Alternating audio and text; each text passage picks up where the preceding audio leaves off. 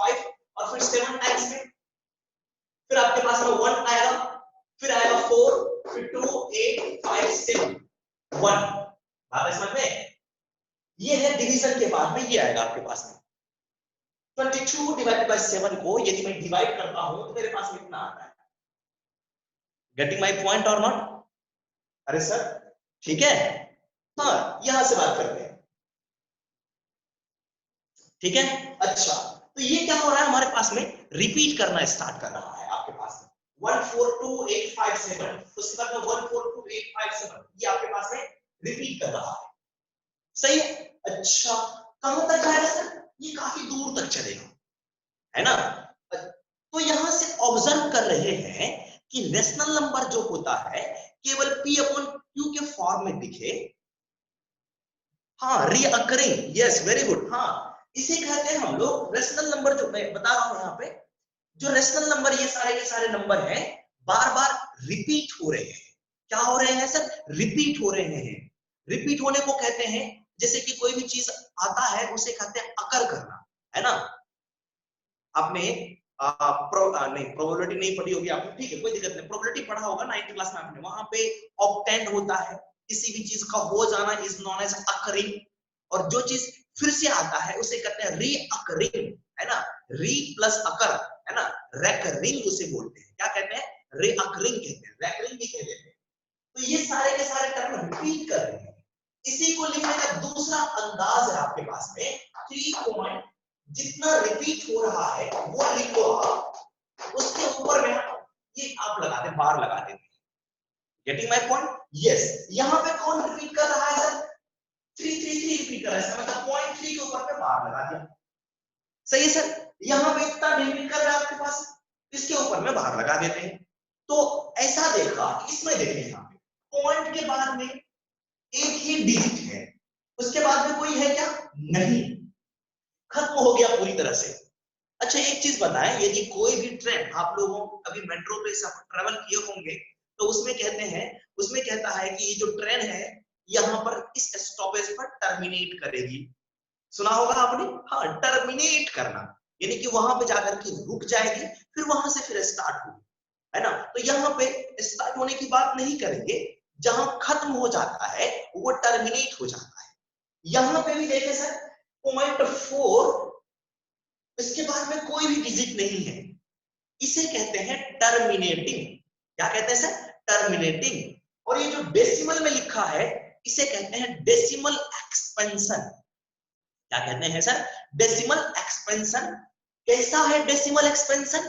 Terminating, terminate कर गया, तो ये हमारे पास में रेशनल नंबर है। दूसरा देखते हैं, क्या ये टर्मिनेट कर रहा है हमारे पास में? नहीं, 3 आते जा रहा है आपके पास में, इसका मतलब है रिमाइंडर कुछ ना कुछ रह रहा है हमारे पास में, रिमाइंडर 0 नहीं हो रहा है ना। तो ये रिपीट कर रहा है, तो इसे कहते हैं रिपीटिंग एंड नॉन टर्मिनेटिंग, क्योंकि रिमाइंडर हमारे पास में 0 नहीं हो रहा है। जब रिमाइंडर 0 नहीं होगा that is known as non terminating. जिसमें रिमाइंडर मेरे पास 0 हो जाए तो वो आपका क्या होगा सर? टर्मिनेटिंग। जिसमें रिमाइंडर 0 नहीं होगा, कोई ना कोई नंबर लगातार आते जा रहा है, that is known as non terminating. उसके साथ साथ ये फिर दोबारा आ रहा है, रिपीट हो रहा है, non terminating, repeating, and this is known as reoccurring या फिर रेकरिंग। सही है सर, चलते हैं, क्या सेम चीज यहां पे भी है? हाँ सर, ये भी रिपीटिंग, अब की बार जो है रिपीट कर रहा है इतना, बात है समझ में, इतने सारे डिजिट रिपीट कर रहे हैं, इतना तक तो चला, फिर इसके बाद में हमारा स्टार्ट हो गया, तो ये भी रिपीट कर रहे हैं, रिपीट कितना डिजिट रिपीट कर रहा है, यहाँ पे एक ही डिजिट रिपीट कर रहा था, यहाँ पे कोई भी रिपीट नहीं कर रहा था, यहाँ पे रिपीट कर रहा है ना। तो क्या ये टर्मिनेटिंग है?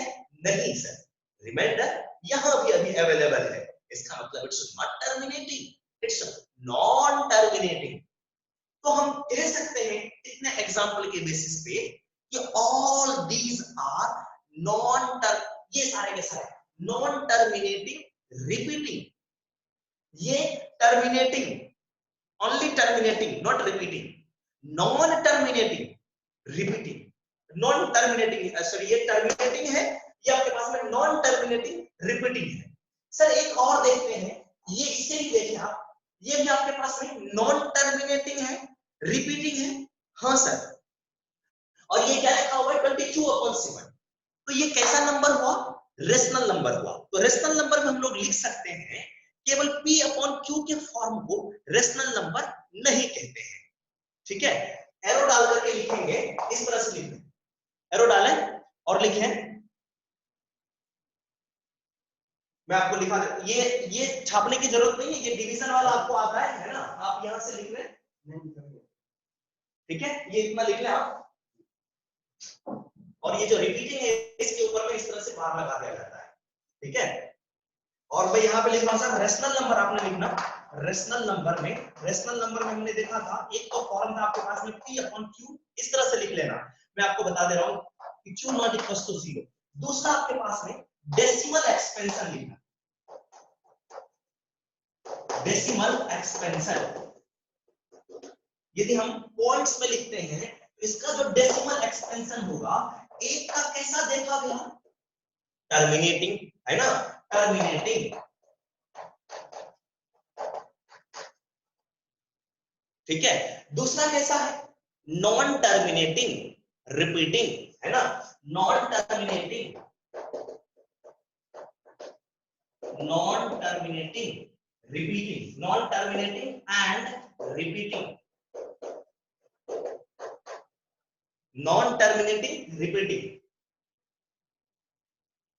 ठीक है, इस तरह से लिख लें, रेशनल नंबर P/Q के फॉर्म में। यदि हम डेसिमल एक्सपेंशन करते हैं तो टर्मिनेटिंग होता है, उसके बाद में नॉन टर्मिनेटिंग रिपीटिंग होता है। इसी को एक और टर्म कहा जाता है, क्या कहा जाता है, नॉन, देखो शॉर्ट में लिख रहा हूं, नॉन टर्मिनेटिंग, उसके बाद में रेकरिंग, REC, रेकरिंग। ठीक है, शॉर्ट में लिख दिया नॉन टर्मिनेटिंग, फिर से रेकरिंग।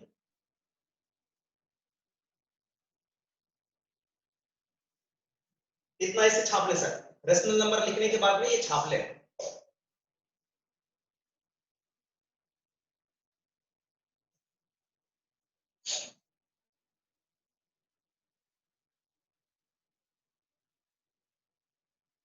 एग्जाम्पल लिखना, ऊपर में लिख लेना, उसके बाद में ये इस तरह से लिख लें। टर्मिनेटिंग का मतलब है रिमाइंडर 0 होगा, रिमाइंडर क्या होगा, 0 होगा। यहां पे reminder not equals to 0, reminder 0 के इक्वल में नहीं होगा सर। ठीक है,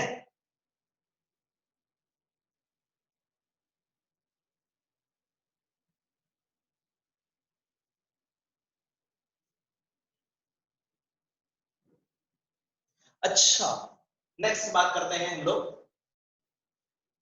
हो गया सभी का?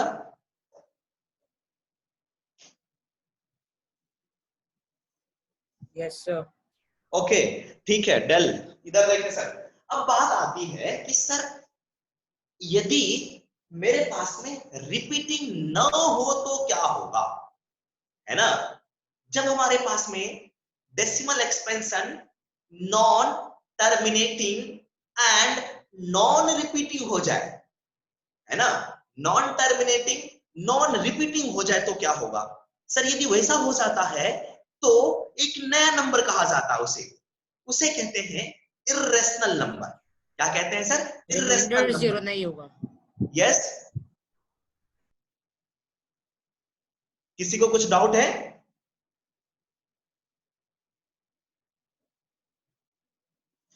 हाँ सर, तो नेक्स्ट लिखेंगे हम लोग इर्रेशनल नंबर।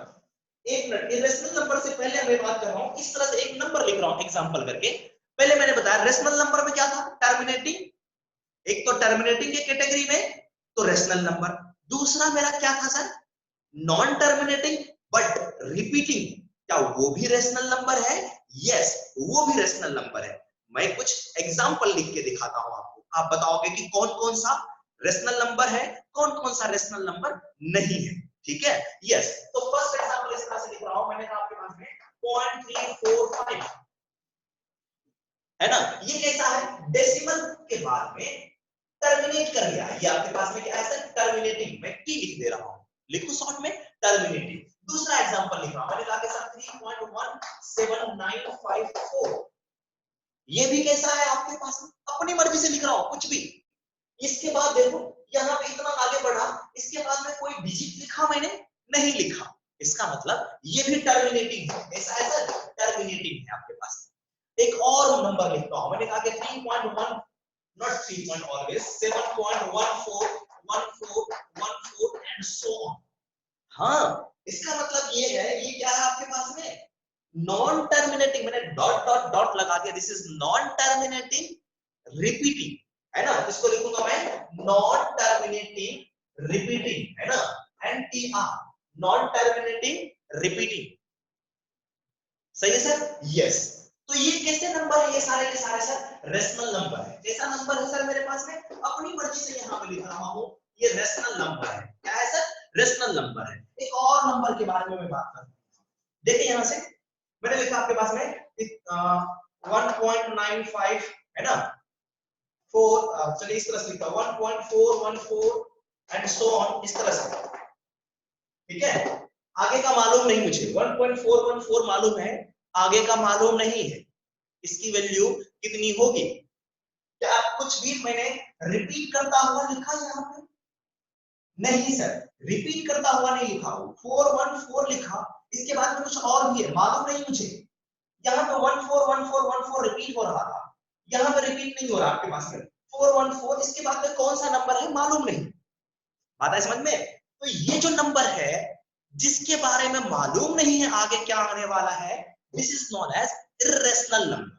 क्या है सर, इर्रेशनल नंबर। जैसे एक और नंबर लिखता हूं 1.732 and dot dot dot dot dot, 7 आया, 3 आया, 2 आया, आगे क्या आएगा मालूम नहीं, आगे क्या आएगा सर मालूम होगा यदि मैं इसको डिवाइड करूंगा, लेकिन सारे नंबर जो आ रहे हैं अलग अलग आ रहा है, कोई टर्मिनेटिंग वाला ग्रुप ही नहीं बना रहा है कि जैसे 145 आया फिर से 145 आ रहा है, फिर से 145 आ रहा है, ऐसा आ ही नहीं रहा है। यदि ऐसा नहीं होता है, that number is known as irrational number। Known, very good. हाँ सर, इसको लिख लूंगा मैं हम लोग क्या sir, non terminating non repeating, है ना। And these types of number is known as irrational number. क्या नाम है इसका, इर्रेशनल नंबर। सही है, यस सर।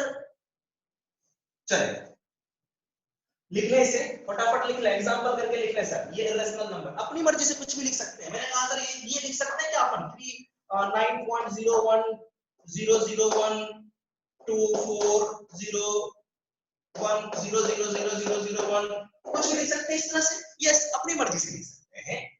ये कैसा नंबर है, इर्रेशनल नंबर है। कैसा नंबर है, इर्रेशनल नंबर है। सर एग्जांपल इसके होते हैं क्या क्या आपके पास में √2 वगैरह, मैं इसको लिखाता हूं आपको, पहले इसे छाप लें फटाफट। Example non terminating non repeating. Sir हमें पता कैसे चलेगा कि वो रैशनल नंबर है? हाँ जी सर, हमें पता कैसे चलेगा कि वो इर्रेशनल नंबर है? हाँ, इर्रेशनल नंबर कैसे पता चलेगा, हम आगे एक्सरसाइज में हम बात करेंगे, है ना। यस सर, अभी मैंने कहा कि इर्रेशनल नंबर कैसे है, वो कैसे पता चलेगा, कि जैसे हमने कहा था आपके पास में कि नॉन टर्मिनेटिव हो और नॉन रिपीटिंग हो, रिपीट भी नहीं करना चाहिए, है ना। उसको डिवीजन करते चलेंगे, डिवीजन करते चलेंगे तो आपके पास में वो उसका रिमाइंडर 0 होगा ही नहीं, और रिपीटिंग वाला भी टर्म नहीं आएगा। जैसे अपन ने लिखा था अभी थोड़ी देर पहले 1/7 में, उसके बाद में 4 से 5 डिजिट्स आए थे, है ना, फिर से 5 डिजिट रिपीट किया था, फिर से 5 डिजिट रिपीट किया था, है ना। तो क्या होता है, इर्रेशनल नंबर में डिवाइड करते जाओ लेकिन वो रिपीट ही नहीं होता है, सेम सीक्वेंस रिपीट नहीं होता है। जैसे मैं एक नॉर्मल लिखा आपके पास, मैंने लिखा 1.732, उसके बाद मैंने लिखा 4, उसके बाद मैंने लिखा 7310973141 कुछ भी आ रहा है, कोई सीक्वेंस ही नहीं बन रहा है जिसको कहूं कि फिर से आ रहा है, फिर से आ रहा है, फिर से आ रहा है। तो यहां से हम लोग कह सकते हैं ये इर्रेशनल नंबर है, इसमें कोई सीक्वेंस नहीं। 732 आया, फिर उसके बाद 4 आ गया, फिर 731 आया, कुछ और आया आपके पास में 73, तो सेम सीक्वेंस रिपीट होना चाहिए। इतना रिपीट हुआ, फिर जाकर के यही वापस दोबारा आ गया, फिर यही आया दोबारा, है ना, नेक्स्ट टाइम 3 बार 4 बार इस तरह से, तो वो हो जाता है आपके पास में रेशनल नंबर। सही है। हाँ, कुछ चीजें हम बात करेंगे कि सर कैसे कहेंगे कि आपके पास में इरेशनल नंबर है, कुछ चीजों को देख करके, है ना, उसके बारे में भी बात करेंगे आगे, ठीक है। यस, फिलहाल इसे नोट कर लें। एक्चुअल में डिवीजन करने के बाद में ही ये सारे चीज आते हैं। यस राकेश, ठीक है, हेडिंग डालेंगे इरेशनल नंबर, ठीक है, irrational number, irrational number, irrational number. Yes,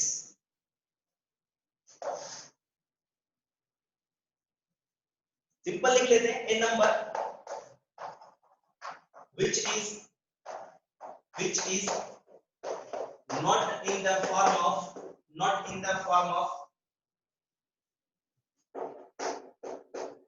of rational number, और दूसरा कह सकते हैं, और whose decimal expansion is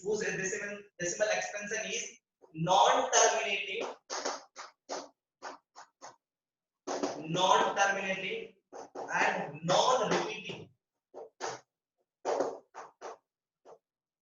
लिखे इसे, ये सर मैंने लिखा a number which is not in the form of rational number, इसका मतलब p अपॉन q के फॉर्म में, या दूसरा और whose डेसिमल एक्सपेंशन यानी कि डिवाइड करने के बाद में is non terminating non repeating.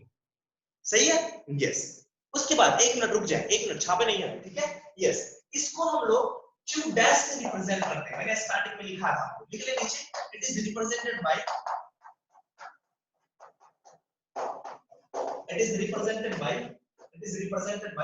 q dash, it is represented by q dash। Dash का मतलब होता है सर, थोड़ा सा बताता हूं, ये सब चीज हम लोग यूज करेंगे, कहां यूज करेंगे, जब हम लोग प्रोबेबिलिटी पढ़ेंगे, है ना, वहां पे इन सारी चीजों का यूज करूंगा। डैश का मतलब है नहीं होना। सही है, किसी भी चीज के ऊपर में डैश लगा दो उसका मतलब है नहीं होना, इसको प्राइम भी यूज करते हैं, इसको प्राइम भी बोलते हैं, क्या कहते हैं सर हम लोग, प्राइम भी यूज करते हैं एक्चुअली, प्राइम, ठीक है। यस, क्यू रेशनल था, क्यू प्राइम तो इरेशनल आपके पास। सर इसका फेमस एग्जांपल है, उस चीज में आपको दिखाता हूं, जैसे √2 लिखते हैं, एग्जांपल के लिए हम लोग लिखते हैं √2, ये आपका क्या है सर, इरेशनल नंबर। कैसे है इरेशनल नंबर, इसे प्रूफ भी करेंगे हम लोग एक्सरसाइज, ठीक है सर। यस, उसके बाद में दूसरा नंबर आपके पास में √3, उसके बाद में आपके पास में √5, है ना, ये सारे के सारे कैसे नंबर है आपके पास में, इरेशनल नंबर। जैसे मैंने कहा 6 भी, √6 भी आपके पास में इरेशनल नंबर है, ठीक है। यस, और एक और एग्जांपल इसको कह देते हैं पाई, आपने सुना होगा पाई, पाई इज इरेशनल नंबर। सुना आपने पाई के बारे में? हाँ सर, पाई की वैल्यू कितनी होती है सर इसमें, 3.14, कुछ ऐसा होता है, हम लोग लिखते हैं। अच्छा नहीं सर, आपने बचपन में पढ़ा होगा, क्या पढ़ा, पाई की वैल्यू किसके इक्वल होती है सर, 22/7। हाँ चलिए, आपने कहा कि सर 22/7 होता है ना, लेकिन 22/7 में हमने क्या देखा, डिवाइड करने के बाद में नॉन टर्मिनेटिंग था बट रिपीटिंग था। अभी तो थोड़ी देर पहले कहा सर कि नॉन टर्मिनेटिंग रिपीटिंग जो होता है वो रेशनल नंबर होता है। अब आप कह रहे हो कि पाई जो है मेरे पास में इरेशनल नंबर है, और हम तो जानते हैं पाई की वैल्यू 22/7 होता है। नहीं, पाई की वैल्यू 22/7 नहीं होता है। हाँ, हम लोग अपने कन्वीनियंस के लिए 22/7 यूज कर लेते हैं, वो लगभग 22/7 के इक्वल होता है। बात आई समझ में, पाई की वैल्यू 22/7 नहीं होती, हम लोग यूज कर लेते हैं, लगभग बराबर, अप्रोक्सीमेटली बराबर है ना, लेकिन होता नहीं है पाई की वैल्यू। बात आई समझ में? हाँ, तो पाई की वैल्यू आपके पास में है, ये हम लोग लिखते हैं 3.14 आपके पास में 159, इस तरह से लिख लेते हैं, ठीक है। और भी डॉट करके छोड़ रहे हैं, है ना। यस, ये इस तरह से। एक और एग्जांपल है पाई के बारे में, मैं आपको थोड़ा सा डिटेल में बताऊंगा ये चीज क्या है, काफी इंटरेस्टिंग कहानी है। एक और होता है ई, है ना, ये भी लिख ले आप लोग, इसकी वैल्यू आपके पास है 2.718 एंड सो ऑन, इस तरह से लिखते हैं। ये भी काफी इंटरेस्टिंग है। क्या ये ABCD वाला E है? हाँ, लिखा तो वही है, बट ये कुछ और है। हम लोग इसे नेपियर कांस्टेंट भी कहते हैं। क्या कहते हैं? नेपियर कांस्टेंट कहते हैं इसे। क्या कहते हैं सर? अभी लिख लें, कांस्टेंट। एक और भी कहा जाता है इसे आयलर कांस्टेंट भी कभी कभी यूज करते हैं, अलग जगह पर अलग चीज यूज करते हैं। ठीक है, आयलर कांस्टेंट अलग जगह यूज करते हैं। फिलहाल ये नेपियर कांस्टेंट लिखेंगे, PIER, NAPIER, Napier constant. Napier जो था एक मैथमेटिशियन का नाम था। ठीक है, फिलहाल इसे छाप लें।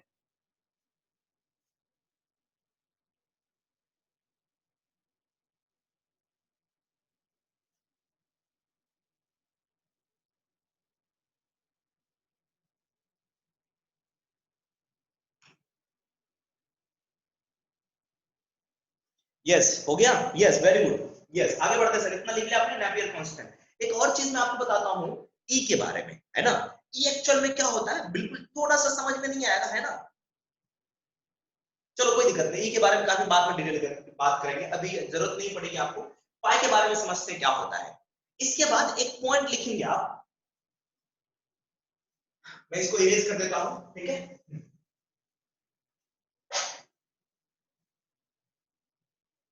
सर एक चीज हमने देखा, यहां पे √2, √3, √5, √7, ये सारे ये इरेशनल नंबर थे। √6 भी था आपके पास में, ये सारे इसमें देखो एक टर्म है 2।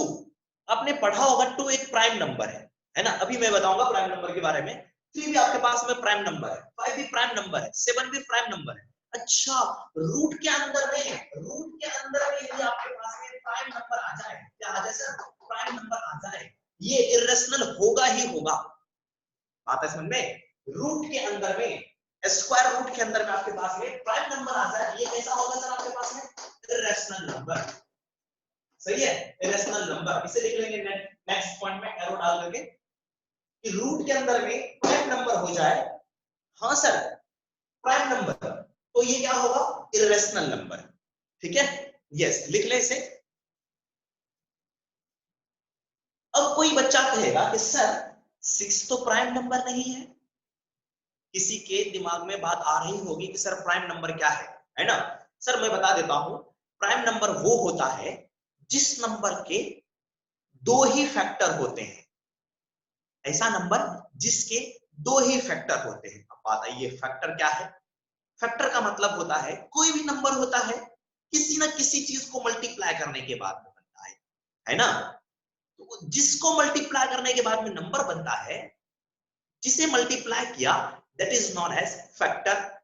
जो नंबर बना उस नंबर का फैक्टर। जैसे मैं कहता हूं, मैंने क्या कहा? प्राइम नंबर वो नंबर होता है जिसके 2 ही फैक्टर होते हैं। कौन कौन? एक 1 होगा, एक वही नंबर। समझना, मैं फैक्टर फॉर्म में कह रहा हूं, मैं डायरेक्ट भी कह सकता था जो आप लोग कहते हो कि self divided number is known as prime number. हाँ, जिसमें खुद से भाग लगे वही प्राइम नंबर होता है। ऐसे भी कह सकते हैं, जिसमें खुद से भाग लगे, खुद से डिवाइड हो जाए, वही प्राइम नंबर होता है। और 1 से डिवाइड हो, सर 1 से तो सभी में डिवाइड होगा, है ना। यस, तो ऐसा नंबर जिसके 2 ही फैक्टर होते हैं, नॉन एज प्राइम नंबर। अब बात आई कि सर 2 फैक्टर से यदि ज्यादा हुआ तो उसका भी कुछ नाम होता है क्या? यस, उसका भी नाम होता है, उसे कहते हैं कंपोजिट नंबर। ठीक है, उसके बारे में भी बात करेंगे। फिलहाल यहाँ पे चलते हैं। अब बात करते हैं, सर ये देखो 5 में 5 से ही डिवाइड होगा और 1 से डिवाइड होगा, तो ये प्राइम नंबर है। 7 में 7 से डिवाइड होगा और 1 से डिवाइड होगा, ये प्राइम नंबर है। अब बात आई 6 में सर 1 से भी डिवाइड हो रहा है, 6 से भी, और 2 से भी डिवाइड हो रहा है, सब 3 से भी डिवाइड हो रहा है। इसके कितने फैक्टर हो गए? 1 भी इसका फैक्टर है, 2 भी इसका फैक्टर है, 3 भी इसका फैक्टर है, 6 भी इसका फैक्टर है, तो 4 फैक्टर हो गए। जिसके 2 से ज्यादा फैक्टर हो गए, that number is known as क्या सर? Composite number. अच्छा, तो आपने कहा कि सर रूट के अंदर में तो प्राइम नंबर होना चाहिए तभी इरेशनल नंबर होगा। हाँ, मैंने ये कहा कि रूट के अंदर में प्राइम नंबर होगा तो वो इरेशनल नंबर होगा ही होगा। सही है। तो रूट के अंदर में कंपोजिट नंबर भी हो, सारे नहीं, कुछ कंपोजिट नंबर भी होते हैं, तो वो भी आपका क्या होता है, इर्रेशनल नंबर। बात आई समझ में? जैसे कि इसको यदि मैं ब्रेक करूं, तोड़ दूं इसके 6 को 2 into 3 के फॉर्म में, है ना, आपने बचपन में पढ़ा होगा। और इसको क्या किया जा सकता है, अलग अलग किया जा सकता है, दोनों नंबर पॉजिटिव है, ये भी आपके पास में √2 into √3 अलग अलग तोड़ा जा इसे ब्रेक किया जा सकता है ना। तो ये देखो, ये इर्रेशनल नंबर, प्राइम नंबर इसके अंदर, और ये भी इर्रेशनल नंबर आपके पास में। तो इसका मतलब इर्रेशनल इनटू इर्रेशनल आपका क्या देता है, इर्रेशनल। बट नॉट ऑलवेज, हमेशा नहीं, हमेशा इरेशनल इनटू इरेशनल इरेशनल नहीं होता है। जैसे बात करते हैं, मैंने कहा √2 into √2, ये क्या होगा, ये भी छाता के अंदर में है, ये भी छाता के अंदर में, ये दोनों छाता के अंदर में आ गए और दो बाहर यहां से आ गए, ये 2 हो गया। ये कैसा नंबर हो गया सर, रेशनल नंबर बन गया।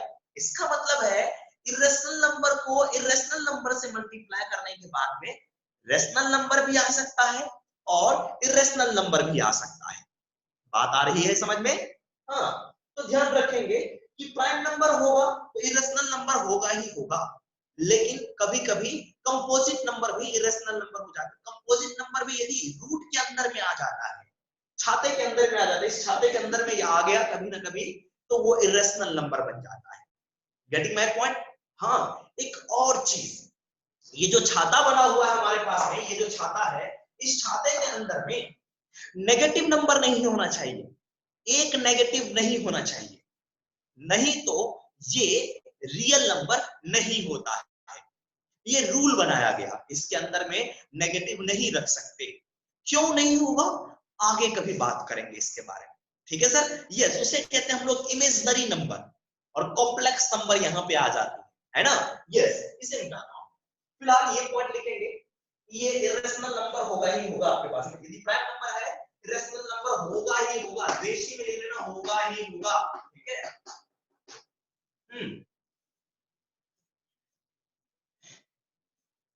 इसके बाद एक और चीज पूछता हूं, मैंने क्या कर दिया, एक नंबर लाइन ड्रॉ कर दिया, ठीक है। अभी तक जितने नंबर हमने पढ़े, रियल नंबर पढ़ा है ना, रियल नंबर के अंदर में देखा मैंने रेशनल नंबर और इरेशनल नंबर। रियल नंबर दो ही नंबर से मिलकर के बना हुआ है, दोनों नंबर को, रियल को और रेशनल नंबर को और इरेशनल नंबर को मिक्स कर दिया, तो क्या बना मेरा, रियल नंबर बना। उस रियल नंबर को एक लाइन पे दिखाते हैं, जिसे हम लोग नंबर लाइन कहते हैं। केवल नंबर लाइन नहीं कहते हैं, इसे कहते हैं रियल नंबर लाइन, ठीक है। तो यहां पर मैं लिखूंगा आपको रियल नंबर लाइन। तो क्या हुआ कि नंबर को कहीं ना कहीं दिखाने के लिए एक लाइन ड्रॉ की गई और सारे नंबर को ले जाकर के वहां पे रख दिया गया, अलग अलग जगह पर अपनी वैल्यू के अकॉर्डिंग। तो वो लाइन हो गया आपके पास में रियल नंबर लाइन। उसमें एक और था जीरो, जीरो ने ठेका ले रखा था पॉजिटिव और नेगेटिव बनाने का। इसके दाएं साइड में जो भी आता है वो पॉजिटिव होता है, जीरो के दाएं साइड में, ये कन्वेंशन है। अब कोई कहेगा कि सर इसके दाएं साइड वाले को पॉजिटिव क्यों कहते हैं, इसके बाएं साइड वाले को पॉजिटिव क्यों नहीं कहते हैं? तो सर ये ऐसा ही क्वेश्चन हो जाएगा कि सूरज जो है पूरब की तरफ क्यों आता है, पूरब की तरफ क्यों निकलता है ना, क्यों उगता है पूरब की तरफ? एक्चुअल में जिधर से सूरज आ रहा था उसको पूरब नाम दे दिया गया। बात है समझ में? कोई भी रीजन नहीं है, उससे नाम दे दिया गया वहां।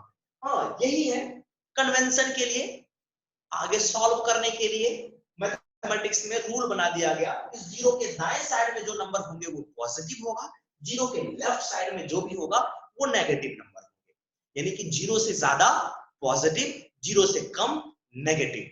बात है समझ में? अच्छा सर चलो बताएं, ये तो क्लियर है। मैंने कहा आपके पास में 1 लिया, यहां पे लिया मैंने 2, ये लिया 3, यहां पे लिया मैंने 1 -2, इधर लिया -3। सर ये बताएं, ये तो 1 है हमारे पास में, 1 के बाद में कौन सा पॉइंट है, 1 के बाद में कौन सा नंबर होगा, 1 के बाद में कौन सा नंबर होगा? सर ये तो आपने 0 1 2 3, ये सारे के सारे तो इंटीजर हैं, ये भी इंटीजर है, ये भी इंटीजर है, ये सारे के सारे इंटीजर आपने प्लॉट किया, फिर जाकर के आपने कहा कि ये तो रियल नंबर लाइन है, तो सारे रियल नंबर होने चाहिए। हाँ, मैंने कहा हाँ। तो आप कहोगे सर इरेशनल नंबर कहाँ है इसमें? मैंने कहा इरेशनल नंबर भी यहाँ पे छुपा हुआ है, √2 भी है यहाँ पे, √3 भी है, √4 भी है। बात है समझ में? मैंने कहा कि सर, आपने कहा सर √2 कहाँ पे है ये बताओ। तो सर आपने 9th क्लास में पढ़ा होगा √2 कहाँ पे होता है। √2 की वैल्यू होती है लगभग होती है √2 = 1.414 अप्रोक्सीमेटली लिखते हैं यहाँ से। तो 1.414, तो 1 के बाद वाला पॉइंट कहीं ना कहीं होगा। 1.414 ये देखो 1.5 इसके बीच में होगा, है ना। मैं वो नहीं, ये आपका √2 यहाँ कहीं ना कहीं होगा, आधे से थोड़ा सा कम। मैं ये पूछ रहा हूं कि 1 के जस्ट बाद वाला नंबर कौन सा है? आप मुझे कमेंट में करके बताएं 1 के जस्ट बाद वाला नंबर कौन सा है? कमेंट करके बताएं सर 1 के जस्ट बाद वाला नंबर क्या होगा? यस, मुझे कोई बताए 1 के जस्ट बाद कौन आएगा? यस, किसी ने लिखा सर, एक मिनट, मुझे दिख नहीं रहा आपका कमेंट। 1 के बाद में 1.1। Okay, very good. एक ने लिखा सर 1.000000001 और जीरो नहीं डाल सकते वर्मा जी? यस, अच्छा, और जीरो लगा दिया आपने सर। और जीरो मैं उसमें 2 3 भी डाल सकता हूं बीच में, है ना। तो सर क्या बता सकते हैं? नहीं बता सकते हैं 1 के जस्ट बाद वाला नंबर क्या हो सकता है? यस, इनफाइनाइट नहीं, 1 के बाद इनफाइनाइट नहीं, 1 के बाद इनफाइनाइट, हाँ, इसके बीच में इनफाइनाइट नंबर है, बहुत सारे नंबर हैं, है ना। किसी ने कहा कि सर 1 के बाद वाला नंबर है 1.1। नहीं सर, 1 के बाद में 1.1 नहीं है, है ना। 1 के बाद में 1.01 भी लगा के देखो, उससे छोटा मैंने कर दिया। किसी ने कहा कि सर एक और जीरो लगा दो, किसी ने कहा सर एक और जीरो, बहुत सारे बच्चों ने कितना जीरो लिख करके दे दिया, है ना।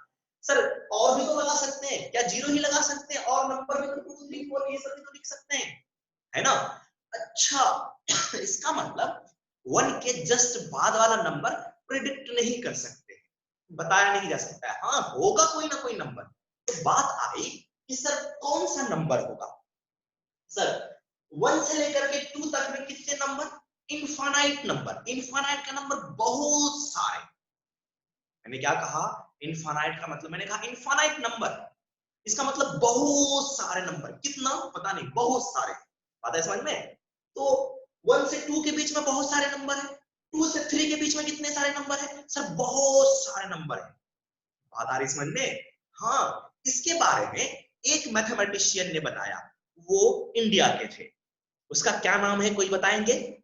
उन्होंने कहा कि 1 और 2 के बीच में, या फिर 2 और 3 के बीच में, किसी दो इंटीजर के बीच में इनफाइनाइट नंबर होते हैं, या फिर किसी भी नंबर के बीच में इनफाइनाइट नंबर होते हैं। उनका नाम था माधव। क्या नाम था सर? माधव, MADHAV।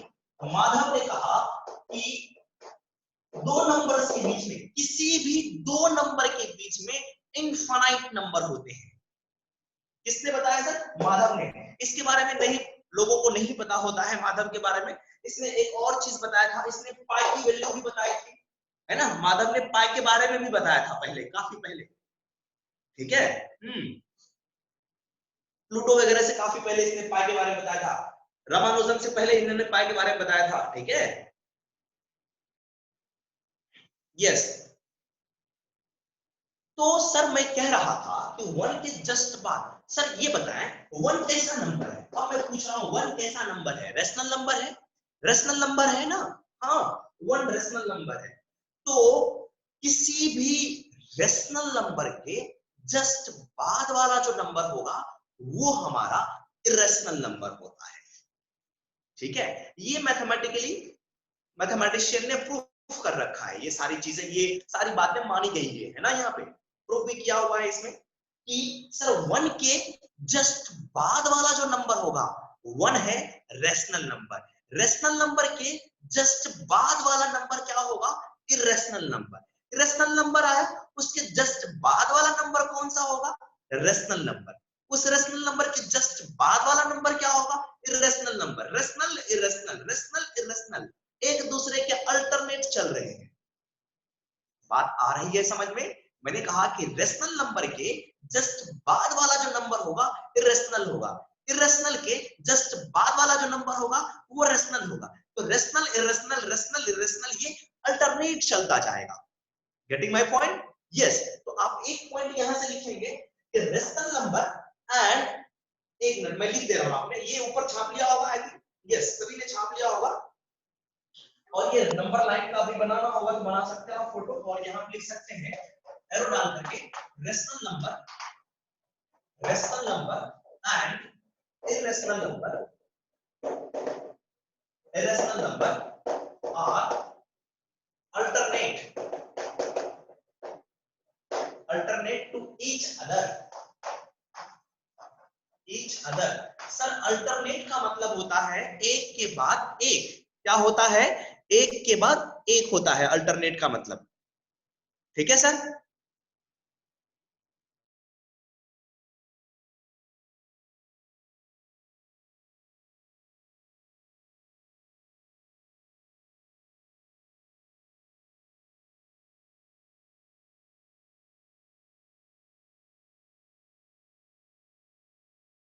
तो दूसरा नंबर होगा क्यू डैश, इसके जस्ट बाद वाला क्यू, फिर उसके बाद में क्यू डैश। ये सारे नंबर का पैटर्न होगा हमारे पास में नंबर लाइन पर, नोट करें।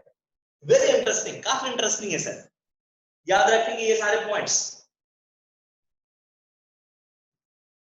ठीक है? ओलंपियाड्स वगैरह में ये सारे के सारे पूछे जाते हैं, एनटीएससी में पूछे जाते हैं इस तरह के पॉइंट्स वगैरह, छोटे छोटे पॉइंट्स। ये रेशनल नंबर के जस्ट बाद वाला कौन सा नंबर है, वन के जस्ट बाद वाला कौन सा नंबर है, इस तरह से पूछ लिया जाता है, ठीक है? चलते हैं आगे बात करते हैं। मिटा दो ये, माधव का नाम याद रखना है ना, काफी अच्छे लोग हैं, है ना?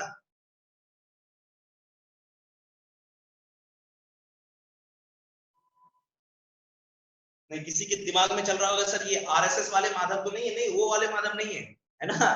दूसरे माधव थे, यस। नहीं आर माधवन भी नहीं, ठीक है? वो हीरो जो आते हैं वो भी नहीं है, यस। चलते हैं सर आगे बात करते हैं, एक और बात करते हैं। मैंने कहा कि आपको पाई के बारे में काफी इंटरेस्टिंग कहानी बताऊंगा, है ना? पाई क्या है इसे समझते थोड़ा सा। ये पाई जो है हमने लिखा था आपके पास 3.14, उसके बाद में 159 इस तरह से लिखा था, है ना? पाई की वैल्यू, और ये डॉट डॉट डॉट इसके आगे भी नंबर आपके पास में होता है। एक्चुअल में pi is an irrational number. आप कहोगे पाई इरेशनल है तो 22/7 के इक्वल में क्यों लिखते हो आप, है ना? सर 22/7 की वैल्यू हमारे पास में होती है, कितना होता है? 3.14, 28, 57 इस तरह से, और सो ऑन, ये आगे बढ़ता जाता है, फिर से ये रिपीट करता है। इसके बाद ये आता है आपके पास में 142857, 142857 एंड सो ऑन। बात है समझ में? सर इन दोनों नंबर में कंपेयर करो, देखो 1414, 2815, अच्छा इसका मतलब इससे छोटा है ना ये, है या नहीं? यहां तक देखो 14, यहाँ पे 28, यहाँ पे 15, बात है समझ में? सही है सर, 1415, यहाँ पे 28 है, इससे छोटा है ना ये, इस पाई/2 से छोटा है, हाँ। इसके जस्ट पहले वाला नंबर आपके पास में अप्रोक्सीमेटली कहा जाता है, इसके जस्ट पहले वाला नंबर पाई होता है, 22/7 के जस्ट पहले वाला नंबर पाई है। सर ये काफी इंटरेस्टिंग है ना? पाई इज काफी इंटरेस्टिंग, अपने आप में काफी इंटरेस्टिंग है पाई। आपको एक काफी इंटरेस्टिंग पॉइंट बताऊंगा आपको कि क्या चीज है पाई, होता क्या है ना? जैसे कि नॉर्मली पाई के बारे में जानते होंगे, नॉर्मल बता रहे हैं, ये जस्ट दिखाने के लिए मैंने लिखा आपको, ठीक है? पाई जो होता है या तो 22/7 के जस्ट पहले वाला नंबर आपके पास में आ रहा है, बात आ रही समझ में? यस, अप्रोक्सीमेटली, लगभग लगभग लगभग बराबर होता है ना? एक छोटा सा कॉन्सेप्ट देखते हैं, अभी सर्कल के तरीके से आपको नहीं बता रहा हूं, सर्कल के तरीके में भी हम लोग यूज करते हैं पाई, जहां पे आपको सर्कुलर कुछ ना कुछ दिख जाए, सर्कल के फॉर्म में कुछ ना कुछ दिख जाए, उसके बारे में जानने के लिए पाई जरूर आएगा। यदि उसके बारे में कोई भी चीज आपका हो, सर्कुलर हो, सर्कुलर सर्कल के शेप में हो, आपके पास में कुछ ना कुछ हो, गोलाकार हो, उसके स्टडी में उसको समझेंगे, उसके बारे में पढ़ेंगे, तो पाई का आना ही आना है। जैसे आप लोग बाइक चलाते हैं तो चारों तरफ घूम करके कभी कभी चलाते हैं ना, घुमा करके, तो वहां पाई का आना ही है, वहां पे उसके कैलकुलेशन के लिए। बात आ रही है कुछ समझ में? नहीं चमक रहा है। हाँ चले देखते, कोई दिक्कत नहीं। एक और इंटरेस्टिंग चीज बताता हूं, आर्यभट्ट ने पाई के बारे में काफी पहले बताया था। उसने आर्यभट्ट को केवल इतना पता था 3.14 तक की। आर्यभट्ट ने पाई के बारे में काफी पहले, बहुत साल पहले पाई के बारे में इसने बता दिया था इतना ही, बिना किसी कैलकुलेशन के, कुछ ना कुछ अपना रिसर्च कर रखा होगा, उसने ये बता दिया कि 3.14 होता है। उसने एक श्लोक में लिखा था, संस्कृत में पहले लिखा जाता था, तो उसने एक श्लोक में लिखा था। क्या लिखा था जानना चाहेंगे आप? तो उन्होंने लिखा था सर कि पाई के बारे में लिखा था। पाई काफी इंटरेस्टिंग, मैं एक श्लोक लिखता हूं यहां से। उन्होंने लिखा था चतुर्धिकम, ठीक है, अष्टगुणम, शतम अष्टगुणम। चलो मैं लिखता नहीं हूं उतना, आप ज्यादा इंटरेस्ट नहीं देते, इसमें मैं आपको बता दूंगा, फिर आपको एक पीडीएफ में अवेलेबल करा दूंगा। इसका कहना था, सुने, चतुर अधिकम शतम अष्टगुणम। संस्कृत पढ़ते हो, ठीक है? चतुर अधिकम शतम अष्टगुणम। यदि किसी को चाहिए होगा तो मैं आपको बता दूंगा बाद में, ठीक है? मैं अभी बता रहा हूं, इसे सुने पहले। चतुर अधिकम, चतुर का मतलब होता है 4, अधिकम का मतलब अधिक, है ना? मैं लिख ही देता हूं, चतुर अधिकम, ठीक है, शतम अष्टगुणम, ठीक है? उसके बाद में आपके पास में द्वाशिष्ट,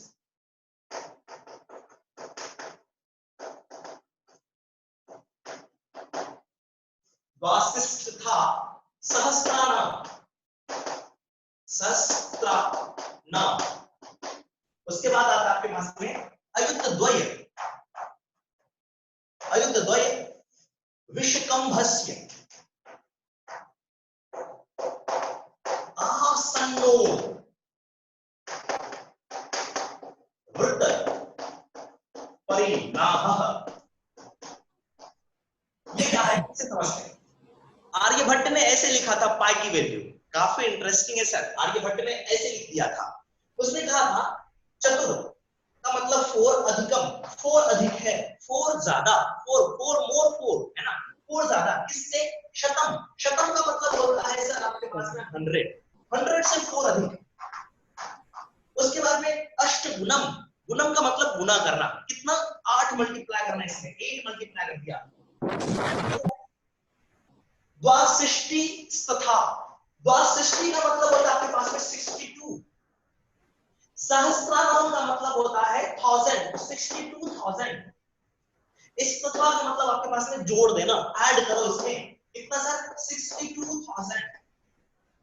उसके बाद में अयुत, अयुत का मतलब होता है आपके पास में 10,000। द्वय का मतलब होता है 2, इसका मतलब दोनों मिलाकर के हुआ अयुत द्वय का मतलब हुआ 20,000। विषकंभस्य, विषकंभस्य का मतलब होता है विस्तार करना, ठीक है? विस्तार करना, फैला हुआ। आसन्नो, आसन्न चारों तरफ घेरा हुआ, विस्तार जो हुआ घेरा हुआ। वृत्त परिणाह, ठीक है?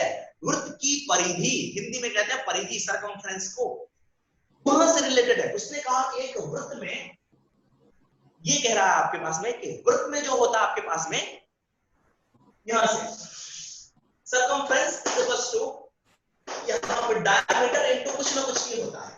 यही बता रहा है यहां पे कि पाई की जो वैल्यू होती है सरकमफ्रेंस अपॉन डी। ये देखो ये लिखा हुआ है, ये कह रहा है चतुर अधिकम 4 अधिक अष्ट शतम अष्टगुणम, 100 में इतना डिवाइडेड बाय 20,000। ये 20 आपके पास में 20,000, और ये जो इसको यदि सॉल्व करोगे आपके पाई की इक्वल आता है। ये बताया था हमारे आर्यभट्ट ने कि पाई की वैल्यू ये होती है, काफी पहले की बात है। उसके बाद और सारे, माधव आया, माधव ने भी पाई के बारे में बताया। एक और ये जो बताया था, इसको सॉल्व करोगे ना तो आपको आंसर मिलेगा 3.14, सही है? ये था आर्यभट्ट के अनुसार, उसके अकॉर्डिंग था। उसके बाद में उसने कहा कि आगे का नंबर होगा, लेकिन कौन सा होगा मुझे पता नहीं। आर्यभट्ट ने कहा आगे भी नंबर होंगे, लेकिन कौन सा होगा ये पता नहीं। फिर माधव ने बताया इसके और बाद वाला पॉइंट। उसके बाद में एक और मैथमेटिशियन हुए, रामानुजम, उसने सर काफी प्लेस तक बताया, डेसिमल के बहुत सारे, है ना, हजारों पॉइंट्स तक उसने बताया यहाँ पे, किसके बाद में क्या क्या होगा, ये सारी चीजें, है ना। काफी इंटरेस्टिंग कहानी है इसके पीछे। सही है सर। ये तो पाई के बारे में बात करते थे। एक और इंटरेस्टिंग थिंग आपको बताता हूं पाई के बारे में, जो आपको कोई भी नहीं बताएगा, ठीक है। पाई एक्चुअल में होता क्या है, सही। इसको लिखने की जरूरत नहीं, यदि किसी को लिखना होगा तो लिख सकते हो, नहीं तो कोई दिक्कत नहीं, ठीक है। इसे मैं इरेज कर दे रहा हूं, यहां से आप बात कर सकते हैं, क्योंकि जो इंडियन मैथमेटिशियन थे वो आर्यभट्ट जीरो की खोज करा था उन्होंने, इसलिए हम सब ये सारी चीजें बातें कर रहे हैं उनके बारे में रिलेटेड थोड़ी सी। चले सर, पाई क्या होता है थोड़ा सा समझते हैं। आपने नदी देखा होगा, आर्टिफिशियल नहीं, जो नेचुरल होता है, रिवर्स, है ना, वो किस तरह से फ्लो करता है, कुछ इस तरह से आपके पास में नदी जो होती है कुछ इस तरह से बहती है, ठीक है, इस तरह से, है ना। मैंने कहा कोई रिवर है आपके पास इस तरह से यहां से बह रही है ना, ये रिवर है हमारे पास में, ठीक है। यस, यहां से स्टार्ट हुआ चलना और यहां पे कहीं ना कहीं खत्म हो रही है, जो आपके पास में नेचर ने बनाया। तो पाई को समझते क्या है सर। पाई जो होता है सर, ये बताएं, यहां से डिस्टेंस मेजर कर सकते हैं हम, ये रिवर का मेजर किया गया, इसे हम लोग कहते हैं डिस्टेंस। क्या कहते हैं, डिस्टेंस कहते हैं। तो रिवर का जो यहां से स्टार्टिंग पॉइंट से टर्मिनेटिंग पॉइंट का डिस्टेंस निकाला गया, क्या निकाला गया सर, डिस्टेंस डिवाइडेड बाय, यहां से डायरेक्ट का देखा, ये इसको क्या कहते हैं, साइंस में आप लोग पढ़ते होंगे, डिस्प्लेसमेंट। वेरी गुड, इसे डिस्प्लेसमेंट कहते हैं। वेरी इंटरेस्टिंग है सर। तो डिस्टेंस डिवाइडेड बाय डिस्प्लेसमेंट किया गया, तो इसकी जो वैल्यू आई, ये पाई के इक्वल आ रहा है सर, पाई के इक्वल 3.141, बात आ रही समझ में, 3.14159 एंड सो ऑन। काफी इंटरेस्टिंग, ये नेचर में मुझे पाई दिख रहा है, देखो ये सर्कुलर सर्कुलर टाइप का कुछ बन रहा है। यस, जहां पे भी मोड़ आए, कुछ ना कुछ बने, वहां पाई आना ही आना है। बात आ रही समझ में, ये पाई की वैल्यू इस तरह से होती है, ये मैथमेटिकली प्रूव्ड है, साइंटिस्ट ने, मैथमेटिशियन ने प्रूव कर रखा है इसे। बात है समझ में। यस, इसे नोट कर ले, नोट करना होगा तो फिर आगे बढ़ते हैं हम लोग। ये पाई आपके पास में, distance divide by displacement. Sir अपनी मर्जी से हम लोग आर्टिफिशियल वाले में नहीं, है ना, जो नेचुरल आपके पास में रिवर है। अब किसी बच्चे ने कहा कि सर वो जो सांप होता है, क्या सांप को हम लोग पकड़ के कर सकते हैं क्या, नहीं, वो सांप के केस में नहीं कर सकते, स्नेक्स के केस में नहीं कर सकते, ठीक है। इसके केस में देखा गया पाई, काफी इंटरेस्टिंग चीज है ना। तो पाई कैसा नंबर है सर, इरेशनल नंबर है। पाई की वैल्यू कितनी होती है, डेसिमल में 3 पॉइंट कितना लिखा था हमने, 3.14159। आप इतना तक याद रखेंगे। जनरली इसको सॉल्व करने के लिए 22/7 कह देते हैं, लेकिन 22/7 is rational number, but pi is irrational number. सही है, दोनों आपस में इक्वल नहीं होते, लेकिन एक दूसरे के पहले आगे पीछे होते हैं दोनों। यस, आगे बढ़ते हैं सर। पाई के बारे में और बात करेंगे दूसरे चैप्टर में, जब हम लोग सर्कल पढ़ेंगे तो वहां पर पाई के बारे में कुछ और बताऊंगा आपको, काफी इंटरेस्टिंग कहानी बताऊंगा उसमें, ठीक है। यस, चलते हैं आगे बढ़ते हैं। ये थी कहानी इरेशनल नंबर की। रेशनल नंबर और इरेशनल नंबर को मिला दिया गया तो क्या बना सर मेरे पास में, रियल नंबर, है ना। तो इधर देखें, मिलाने को कहते हैं हम लोग यूनियन करना, है ना। आपने स्कूल वगैरह में यूनियन करते हुए रीयूनियन होता है ना, हाँ, क्लासेस खत्म होती हैं, रीयूनियन करते हैं, फिर से मिलते हैं, यूनियन, यूनियन का मतलब है मिलना, है ना। यूनियन को कैसे लिखा जाता है मैथमेटिक्स में, सर एक नोटेशन होता है, जैसे एडिशन को हम लोग इस तरह से लिखते हैं, सब्सट्रैक्शन को लिखते हैं इस तरह से, मल्टीप्लिकेशन को इस तरह से लिखते हैं, तो यूनियन को लिखा जाता है यू से। कैसे सर, यू से। बात है समझ में। तो रेशनल नंबर और इरेशनल नंबर को मिला दिया गया, सारे नंबर को एक डब्बे में बंद कर लिया गया, एक थैले में बंद कर लिया गया, तो क्या बना मेरे पास में, रियल नंबर, है ना, पूरा रियल नंबर वाला लाइन। तो यहां से मैं लिखूंगा आपके पास में कि रेशनल नंबर, मैं लिख देता हूं यहां से, रेशनल नंबर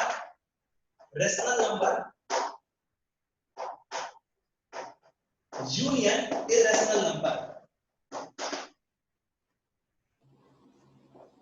इरेशनल नंबर इसे कहते हैं हम लोग union, UNION union.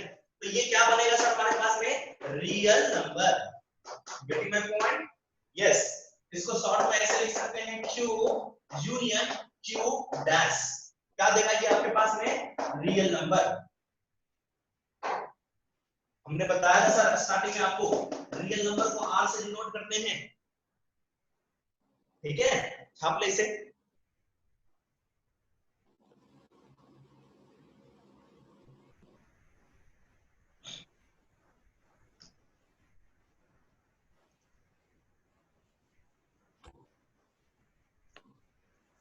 Number line draw कर लेंगे यहां से। ये आपके पास में 0, ये आपके पास में x, इधर कहते हैं यहां पे ये, यहाँ आपके पास में 1 2 3, इधर आपके पास में -1 -2, है ना?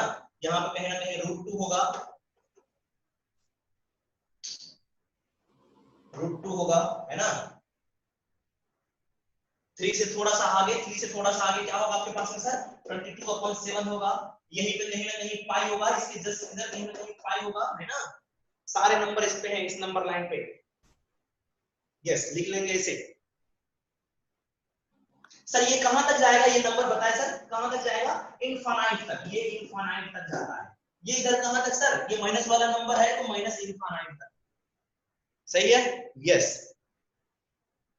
तो रियल नंबर ऐसे लिखते हैं माइनस इंफिनिटी से यहां पे प्लस इंफिनिटी तक। इसको कहते हैं बिलोंग करना। क्या करना सर? Belongs to.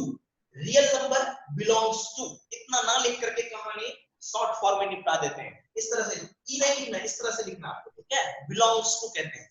जैसे मैं आपको पूछूं कि आप कहां से बिलोंग करते हो, तो अपने जगह का नाम बताओगे कि मैं यहां से हूं, दिल्ली से हूं, बिलासपुर से हूं, है ना, राजस्थान से हूं, व्हाटएवर। तो वही आपके पास में आर कहां से बिलोंग करता है? आर मतलब रियल नंबर, माइनस इंफिनिटी से लेकर के प्लस इंफिनिटी तक में रहता है। आता है समझ में? यस। छाप ले इसे।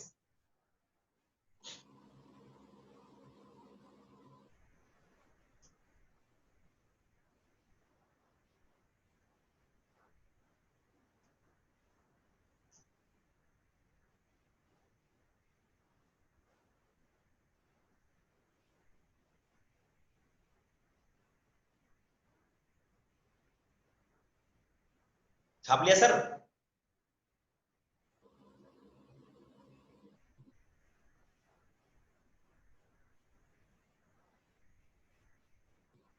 ओके, आगे बात करते हैं। यस, मिटा दो मैं यहां से। यस सर, हमने इवन नंबर और ऑड नंबर के बारे में बात किया था। इवन नंबर क्या होता है, ऑड नंबर क्या होता है, ठीक है? यस। उसके बाद बात करते हैं, दो टाइप के और नंबर होते हैं। थोड़ी देर पहले मैंने बताया था आपको, प्राइम नंबर और कंपोजिट नंबर। क्या होता है, रेशनल नंबर के अंदर में पढ़ा हमने इंटीजर्स। इंटीजर को क्या किया गया? दो कैटेगरी में डिवाइड किया गया। एक प्राइम नंबर, दूसरा कंपोजिट नंबर। किसके बेसिस पे? On the basis of divisibility. देखते हैं ये क्या होता है, डिविजिबिलिटी के बेसिस पे बात करते हैं। लिखेंगे यहाँ पे on the basis of, next arrow डाल करके, on the basis of divisibility, DILITY, on the basis of divisibility, integer can be divided into two categories, है ना? Divided into two categories. दो कैटेगरी में डिवाइड किया गया डिविजिबिलिटी के basis पे। मतलब कि उसको डिवाइड करने वाले कितने हैं। डिविजिबिलिटी का मतलब है किसी भी नंबर को डिवाइड करने वाले कितने हैं। तो मैंने कहा था आपको प्राइम नंबर, दूसरा कंपोजिट नंबर। तो क्या था आपके पास में? टू कैटेगरी में था, तो यहां से इसी तरह से लिखेंगे प्राइम नंबर, दूसरा हमारे पास में है कंपोजिट नंबर, ठीक है? सर अभी छापेंगे नहीं, इधर देखें पहले सर को। प्राइम नंबर के बारे में अच्छा बता दिया था मैंने। हाँ, डिविजिबिलिटी का बेसिस का मतलब है कि प्राइम नंबर बताया था मैंने, जिसके केवल दो ही फैक्टर हो, मतलब जिस नंबर को केवल दो नंबर से ही भाग लग सकता है। कौन कौन से नंबर से? या तो 1 से या तो उसी नंबर से। बात है समझ में? यस, तो प्राइम नंबर में लिख लेंगे, यहां पे नीचे लिखेंगे, इसके नीचे लिखेंगे number which has only two factors, जिसके दो ही फैक्टर होते हैं। कौन कौन सा? यहां पे लिख देता हूं, 1 and number itself, 1 and number itself। एक तो 1 और दूसरा वही नंबर। आता है समझ में? यस। एक चीज और, प्राइम नंबर पी से स्टार्ट होता है, इसे हम लोग पी से डिनोट करते हैं, है ना? पी से डिनोट करते हैं। दूसरा, अच्छा प्राइम नंबर का एग्जांपल कौन कौन सा होगा? ऐसा नंबर जिसके दो ही फैक्टर हो। बताएं, यस बताएं बच्चों, प्राइम नंबर कौन कौन सा होगा? 7 है, 2 है सर, 13 2 भी है, 3 भी है। सर क्या 1 प्राइम नंबर है? 13 नो सर, 1 प्राइम नंबर नहीं है, ठीक है? नहीं सर, इज नॉट अ एक ही प्राइम फैक्टर नॉट है 1। Composite number. ये क्या? ओके, 1 प्राइम नंबर नहीं है, यहां से 2 एग्जांपल मिल लेंगे, यहां से आपके पास में 2 3 5 7 है ना? उसके बाद में 9 है क्या? नहीं, 9 में हम लोग 3 से भी डिवाइड करते हैं। हाँ, ये 9 नहीं होगा। उसके बाद में क्या होगा? 11। बात है समझ में? तो ये सारे के सारे क्या है? प्राइम नंबर है। अच्छा ये बताओ, सारे प्राइम नंबर को यदि मैं कलेक्ट कर लूं तो क्या होगा? यस, हाँ 23 होगा आपके पास में। यस, आगे बात नहीं कर रहा अभी, ठीक है? यस। अच्छा चलो, आप सारे बच्चे लिख रहे हो तो कल पता करके आना कि 1 से लेकर के 100 तक में कितने प्राइम नंबर है। हाँ ठीक है सर, 11 भी है आपके पास में। यस, 1 से लेकर के 100 तक में कितने प्राइम नंबर है ये find out. Yes, very good very good, 25 prime numbers हैं। गरिमा वेरी गुड। चलिए आगे बात करते हैं। सही है बच्चों। अच्छा, 100 से लेकर के 200 तक में कितने प्राइम नंबर है? 100 के बाद आपके पास में, हाँ 100 से 200 के बीच में। गरिमा ने अच्छा बताया कि सर 25 प्राइम नंबर से। वेरी गुड, ये सारी चीजें याद रखनी होंगी, है ना? याद रखना, और रखोगे तो अच्छी बात है। सर 21 प्राइम नंबर्स होते हैं 100 से 200 के बीच में। 21 प्राइम नंबर्स होते हैं, है ना? चलिए, ज्यादा जरूरी नहीं है इतना, बट ध्यान रखोगे तो अच्छी बात है। आगे बात करते हैं, ठीक है? नेक्स्ट चलते हैं कंपोजिट नंबर के बारे में। हाँ, मैं ये कह रहा था, ये सारे के सारे प्राइम नंबर हैं, इसको यदि कलेक्ट कर लिया जाए, किसी एक बैग में, झोले में डाल दिया जाए, है ना? भर दो झोली, है ना? हाँ, झोली में भर दिया जाए सारे प्राइम नंबर्स को, तो उसका एक कलेक्शन हो जाएगा। कलेक्शन हो जाएगा, तो मैंने एक टर्म बताया था आपको कलेक्शन के लिए। क्या टर्म बताया था? सेट। क्या बताया था सर? सेट। हाँ, और सेट को क्या पसंद है? मंझली वाली, है ना? इस तरह से ये बंद कर सकते हो, ये आपका प्राइम नंबर का सेट हो गया। बात है समझ में? ठीक है? एक चीज बात ध्यान देने वाली है, 1 प्राइम नंबर नहीं है, ठीक है? नीचे लिख लेंगे 1 is not a prime number. ध्यान रखना, नोट करके लिख लेना, 1 is not a prime number. एक और चीज ना देखिएगा, सर कंपोजिट नंबर के बारे में बात करते हैं, जिस नंबर के 2 से ज्यादा फैक्टर हो, सर, है ना? सर बात करते हैं 2 में, 2 के कितने फैक्टर? एक 1 से डिवाइड होगा, एक 2 से डिवाइड होगा। 3 में 1 से, 3 से। 4 में देखें, 4 में किस किस से डिवाइड होगा? 1 से, 2 से भी डिवाइड होगा, 4 से भी डिवाइड होगा, और किसी से नहीं। तो इसके कितने फैक्टर हो गए सर? 4 के 3 फैक्टर्स हो गए। क्या ये 2 से ज्यादा है? 2 से ज्यादा फैक्टर इसके हैं। हाँ, तो 4 इज कंपोजिट नंबर। सब 6 के बारे में बात करते हैं, 1 से, 2 से, 3 से, 6 से। हाँ सर, इसके फैक्टर्स 2 से ज्यादा हैं, इसका मतलब ये नंबर कैसे हैं? कंपोजिट नंबर है। हाँ सर, देखो यहाँ पे जो मैंने नेचुरल नंबर में देखा, मैंने कंपोजिट नंबर, तो पहला वाला कंपोजिट नंबर कौन सा आया सर?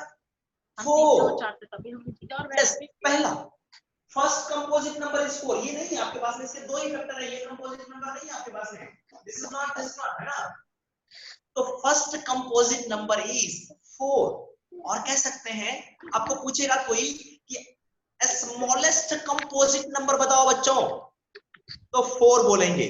ये सब टर्म यूज किया जाता है क्वेश्चन में, आंसर सॉल्व करके आ जाता है और आंसर में 4 नहीं लिख करके कभी कभी लिख देता है स्मॉलेस्ट कंपोजिट नंबर, और बच्चों के तोते उड़ जाते हैं। ठीक है, हाँ ध्यान रखना ये सारी बातें। ठीक है सर, यस। तो यहां पे आप लिख सकते हैं number which has number which has more than which has more than, यहां से इस तरह से लिखें more than 2 factors, 2 से ज्यादा फैक्टर हो, है ना। एग्जांपल में लिख लेंगे 4 6, उसके बाद में 8 है ना, 9, उसके बाद में 10 एंड सो ऑन। ठीक है, और नीचे लिखेंगे 4 is the smallest composite number। बात आ रही है समझ में? छाप ले फटाफट।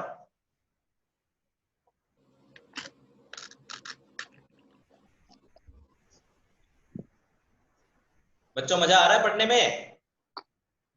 बोरिंग तो नहीं हो रही है? यस, धीरे धीरे हम लोग आगे बढ़ रहे हैं सर। बेसिक स्ट्रॉन्ग होना चाहिए।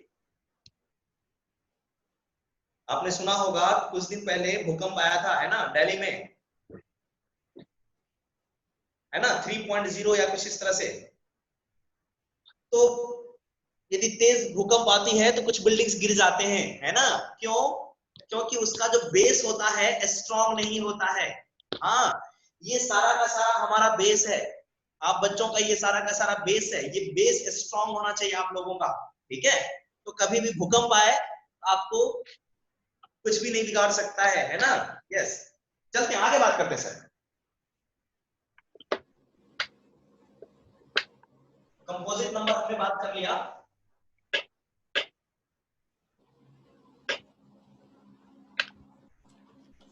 ठीक, इसके बाद में बात करते हैं हम लोग, अभी हमारे पास में आया था divisibility, on the basis of divisibility, है ना। तो सर डिविजिबिलिटी रूल के बारे में थोड़ा सा पढ़ते हैं, है ना। एक्चुअल में फ्रैक्शन के बारे में भी बात करेंगे हम लोग कि फ्रैक्शन आपके पास में क्या क्या है। उससे पहले हम लोग बात करते हैं डिविजिबिलिटी के बारे में। ठीक है, लिखें, हेडिंग डालें, डिविजिबिलिटी रूल, डिविजिबिलिटी रूल। ठीक है, डिविजिबिलिटी रूल। सर एक मिनट, एक दो पॉइंट और लिख लें यहां से। डिविजिबिलिटी रूल को थोड़ा सा कट कर लें, डिविजिबिलिटी रूल को कट कर दें, एक दो पॉइंट्स और रहेगी आपके पास में। हेडिंग है हमारे पास में, नोट हेडिंग, को प्राइम नंबर। क्या सर? को प्राइम नंबर, लिखें इसके बारे में। को प्राइम नंबर क्या होता है? जैसे मैं यहां पे कह रहा हूं, इधर देखें, मैंने लिखा 2 और 3। को प्राइम नंबर क्या होता है? ये दो नंबर के बीच का रिलेशन होता है ना। दो नंबर के बीच का रिलेशन होता है, रिश्ता होता है ना। कब दो नंबर आपस में को प्राइम कहलाएंगे? जब यस, रिश्ता के कहलाता है कॉम्प्लिकेटेड। टू नंबर को prime having same factors. Sir same factors की बात नहीं है, को प्राइम में सेम फैक्टर्स नहीं होते हैं, कोई भी कॉमन चीज ही नहीं होता है, कुछ भी कॉमन नहीं हो। दो को प्राइम नंबर्स वो होते हैं, ऐसे दो नंबर्स आपस में को प्राइम कहलाते हैं जब दोनों में कुछ भी कॉमन नहीं हो। ठीक है, nothing common in between both number, तब जाकर के ये रिश्ता क्या कहलाता है? को प्राइम। देखो 2 और 3 में कुछ भी कॉमन है क्या? नहीं है ना। 2 और 3, हाँ 1 के अलावा, सर 1 के अलावा कुछ भी, आप कहोगे सर 1 तो कॉमन है, 1 के अलावा कुछ भी कॉमन नहीं होना चाहिए, 1 तो सभी नंबर के पास में है ना। 1 के अलावा कुछ भी कॉमन नहीं होना चाहिए, कोई नंबर हमारे पास में, कोई प्राइम नंबर कॉमन नहीं होना चाहिए आपके पास में। ऐसे नंबर जिसमें कुछ भी कॉमन नहीं हो, 1 को छोड़ करके, एक्सेप्ट 1 को छोड़ करके कुछ भी कॉमन नहीं हो, ऐसा नंबर क्या कहलाता है? को प्राइम कहलाता है। ये रिश्ता क्या कहलाता है? हाँ, 5 और 7 के बारे में बात करते हैं। तो 5 और 7 में कुछ भी कॉमन है क्या? नहीं, 1 नहीं, 1 तो सभी में कॉमन है, 1 को छोड़ करके कुछ भी कॉमन नहीं है, तो ऐसा रिश्ता क्या कहलाता है? को प्राइम, ध्यान रखना ये रिश्ता क्या कहलाता है, को प्राइम। यदि कुछ भी कॉमन को प्राइम, ठीक है सर। यस, लिख ले पॉइंट में करके लिख ले सर, को प्राइम में नंबर है। एक और बात है, एक उसे भी आपको बताऊंगा, नंबर हैविंग लिखे टू नंबर्स एक मिनट में बार बोल रहे हैं, रिश्ता क्या कहलाता है। हाँ जी सर, कुछ कह रहे हैं बच्चों? यस, मैं लिख दे रहा हूं यहाँ पे को प्राइम नंबर लिख दे रहा हूं। Two numbers are said to be coprime. Sir ये वेरी हेलो, फर्स्ट चैप्टर में ये यूज करेंगे। आप सारे बच्चे अपना ये अपना वॉइस अपना म्यूट करें सब लोग। Two numbers are said to be co-prime when there is nothing in common between them. There is nothing common in between. दोनों के बीच में कुछ भी कॉमन नहीं होना चाहिए। ब्रैकेट में लिख लेना except one, except one, one सभी में कॉमन है, वन को छोड़ करके, ठीक है। एक और चीज हमने लिखा था, एक मिनट ध्यान दे, इधर ध्यान दे, इधर ध्यान दे, 2 और 3 लिखा था। सर इसका एचसीएफ निकालते हैं, 3 में 2 से डिवाइड करते हैं। एचसीएफ निकालने आता होगा आपको लॉन्ग डिवीजन मेथड से, लॉन्ग डिवीजन मेथड से एचसीएफ निकालते हैं, हाईएस्ट कॉमन फैक्टर, ठीक है। 2 से डिवाइड करते हैं, इस तरह से 1 आता है, फिर यहाँ पर 2 लिखते हैं, रिमाइंडर निकालते हैं, फिर इसको डिवाइड करते हैं। यहाँ पे ये डिवाइड हो जाता है 2 टाइम्स में, ये कट्टा मुट्ठी कर दिया मैंने। एचसीएफ कितना आता है सर, 1। जब रिमाइंडर 0 हो जाता है आपके पास में, तो वही उसका एचसीएफ हो जाता है ना। एचसीएफ आया 1। और बात करते हैं, तो मैंने कहा सर आपके पास में 5 और 7 आपका क्या है सर, को प्राइम नंबर है, क्योंकि कुछ भी कॉमन नहीं है। चले दोनों का एचसीएफ फाइंड आउट करते हैं। 5 1 टाइम्स में डिवाइड किया, रिमाइंडर बचा 2, यहाँ पे 5। सर एचसीएफ सभी को निकालने आता होगा, है ना। यस, तो 2 टाइम्स में डिवाइड करा, रिमाइंडर बचा 1, फिर से यहाँ पर डिवाइड कर रहे हैं 2, ये 2 टाइम्स में कट गया, देखो रिमाइंडर 0 हुआ, तो ये आपके पास में क्या है, यस, हाँ एचसीएफ आपके पास में 1 है। हाँ सर, दो नंबर्स आपस में को प्राइम कहलाते हैं यदि दोनों का एचसीएफ 1 हो जाए। बात है समझ में, दोनों का एचसीएफ कितना हो, 1 हो। हाँ वही है, क्योंकि 1 ही कॉमन है दोनों में, केवल और केवल 1 ही कॉमन है, इसलिए उसका एचसीएफ 1 आ रहा है। हम लोग पढ़ेंगे आगे एचसीएफ और एलसीएम, यहां भी पढ़ेंगे, बट मेथड हमारा अलग होगा। Getting my point? यस, आप लिख ले यहां से। यस, इसको नॉर्मल लिख सकते हैं, मैं लिख देता हूं नीचे, 2 नंबर और 2 numbers having HCF is equals to 1, है ना। इसी के अंदर में लिखेंगे 2 नंबर का HCF आपके पास में क्या हो, 1 हो। HCF तो हमारा को प्राइम कहलाता है, को प्राइम नंबर कहलाता है, ठीक है, को प्राइम नंबर कहलाता है।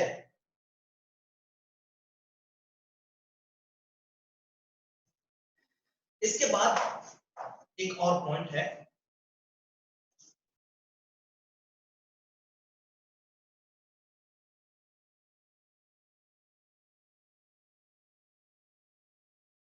दूसरा पॉइंट है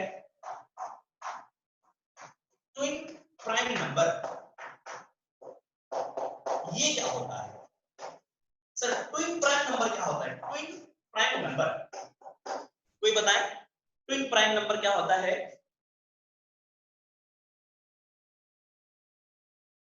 ये भी एक रिश्ता है ना। रिश्ता किसके बीच में होगा, रिश्ते के लिए कम से कम 2 लोग होने चाहिए या फिर 2 नंबर्स होने चाहिए। ये छाप दिया सभी ने, सर बैठ के पढ़ना है, सो के नहीं पढ़ना है, ठीक है।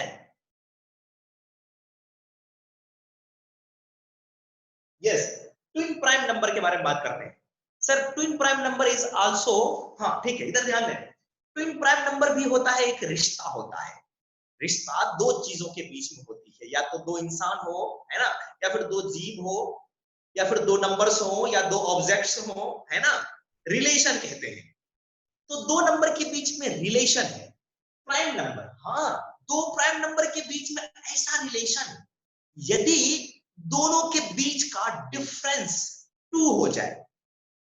मैंने क्या कहा, दो प्राइम नंबर उठा लो, अपनी मर्जी से दो प्राइम नंबर उठा लो और देखो दोनों का डिफरेंस 2 है क्या। अगर दोनों का डिफरेंस 2 होगा देन यह रिश्ता क्या कहलाता है, ट्विन प्राइम नंबर्स। बात है समझ में? हाँ, दो प्राइम नंबर के बीच का डिफरेंस यदि 2 हो then these relation between two numbers is known as twin prime numbers. लिखें, if two numbers are said to be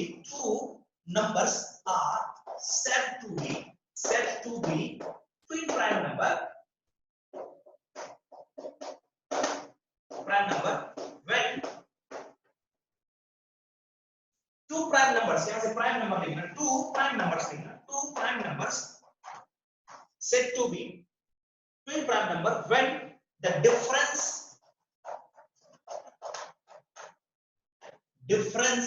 between, sir between को शॉर्ट फॉर्म में, वो जो between लिखा हूं मैं यहाँ पे, difference between them equals to 2। Sir between को शॉर्ट फॉर्म में b/w भी लिख दिया करेंगे, शॉर्ट फॉर्म, ठीक है। ये पहले लिख लें, एग्जांपल देख लेते हैं, फिर इसके बाद में two prime numbers are said to be twin prime number। two prime numbers are said to be twin prime number when the difference between them equals to 2। when the difference between them equals to 2, ठीक है। Yes, example के बारे में बात करते हैं। Sir एक prime number लिया मैंने 3 इज आल्सो प्राइम नंबर, और मैंने दूसरा प्राइम नंबर लिया आपके पास में 5। देखो दोनों प्राइम नंबर है, सबसे पहली बात, यस। दोनों के बीच का डिफरेंस 2 है, यस। दोनों के बीच का रिश्ता क्या कहलाता है, ट्विन प्राइम नंबर। और एग्जांपल सर मैंने कहा आपके पास में 7 और 11 ले सकते हैं क्या? देखो ये भी प्राइम नंबर है, ये भी प्राइम नंबर है, ये ट्विन प्राइम्स होंगे? नहीं, ये ट्विन प्राइम नंबर नहीं है, 4 का डिफरेंस आपके पास में आ रखा है। तो ये सारी चीजें कहीं ना कहीं यूज होती है ना। Yes, 17 and 19, very good. और उसके बाद में 29 एंड 31, ये भी आपके पास में होंगे ट्विन प्राइम नंबर्स, ठीक है। चलते हैं, एग्जांपल लिख लेंगे। ये नहीं आपके पास में, आप लिख सकते हैं यहाँ से 17 और आपके पास में 19, ठीक है। यस, एक और एग्जांपल लिखेंगे। ये देखो 5 और 7, नॉट 5 और 7, कहां आपके पास में क्या लिखा था मैंने, 7 और 11 लिख करके आप कट कर देना। ये भी प्राइम नंबर नहीं है क्योंकि डिफरेंस कितना है, 4 है। यस, चलते हैं, इतना छाप दिया तो आगे बढ़ते हैं हम लोग।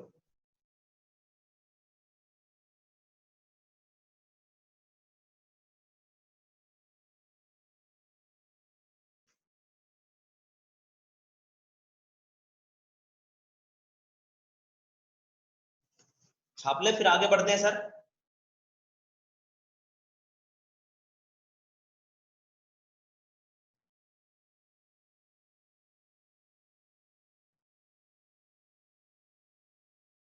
ठीक है।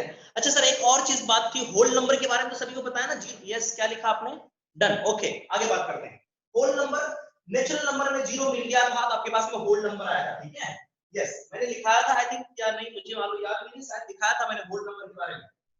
सर 1 2 3 4 ये सारे जो आपके पास में नेचुरल नंबर में थे, इसके साथ 0 मिला दिया था तो ये होल नंबर हो गया था आपके पास में, ठीक है।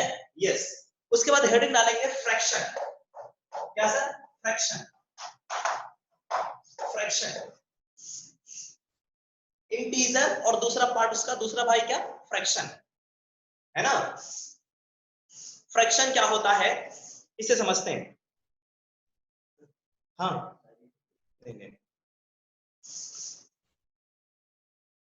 लिखें, फ्रैक्शन के बारे में लिखेंगे। फ्रैक्शन को रिप्रेजेंट करते हैं हम लोग एफ से। फ्रैक्शन क्या होता है, जैसे मैंने कहा एक इंटीजर है, डिवाइड बाय ये कर दिया, है ना, ये फ्रैक्शन आपके पास में है। और फ्रैक्शन जो होता है ऑलवेज पॉजिटिव होता है, मैंने बताया था आपको। ठीक है, लिखें फ्रैक्शन इज ए क्वांटिटी, लिखें fraction is a quantity, fraction is a quantity, fraction is a quantity which expresses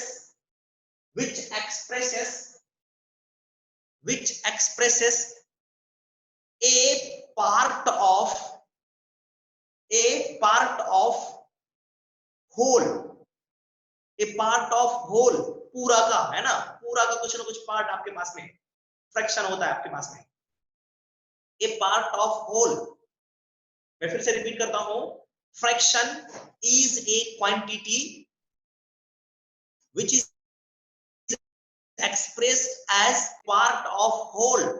तो फ्रैक्शन को f से डिनोट किया जाता है, ठीक है, यस, आप लिखेंगे कि फ्रैक्शन जो है FRACTION, फ्रैक्शन जो होता है ऊपर में न्यूमरेटर डिवाइड बाय डिनोमिनेटर, ठीक है, न्यूमरेटर को शॉर्ट फॉर्म इस तरह से, डिनोमिनेटर को इस तरह से लिखते हैं, न्यूमरेटर डिनोमिनेटर, ठीक है सर, फ्रैक्शन को न्यूमरेटर डिवाइड बाय डिनोमिनेटर में इस तरह से, हिंदी में अंश बटा हर कहते हैं, अंश बटा हर कहते हैं, ठीक है, यस, इधर देखिए कोई भी नंबर ले सकते हैं ऊपर में और यहाँ पे भी नीचे में, लेकिन नीचे वाला क्या नहीं होना चाहिए, जीरो के इक्वल में नहीं होना चाहिए, सही है, तो यहाँ पे लिख लेते हैं denominator should not be equals to zero, ध्यान रखना आपको, denominator should not be equals to zero, yes. उसके बाद बात करते हैं टाइप्स ऑफ फ्रैक्शन, लिखेंगे टाइप्स ऑफ फ्रैक्शन, फ्रैक्शन के कितने टाइप्स होते हैं, ठीक है, इंपॉर्टेंट चीज हम बात करते हैं फ्रैक्शन में, कोई भी नंबर जैसे इस तरह से मैंने लिखा, इधर देखो 3 divided by 4 is also fraction, है ना, 7 divided by 5 is also a fraction, है ना, Like and unlike fractions. हाँ क्या sir, Like and unlike fractions. Sorry आवाज नहीं आ रही आपकी, Like and unlike fractions. Sir नहीं समझ पा रहा हूं आपको, एक बार मैसेज करें, आप क्या कह रहे हो,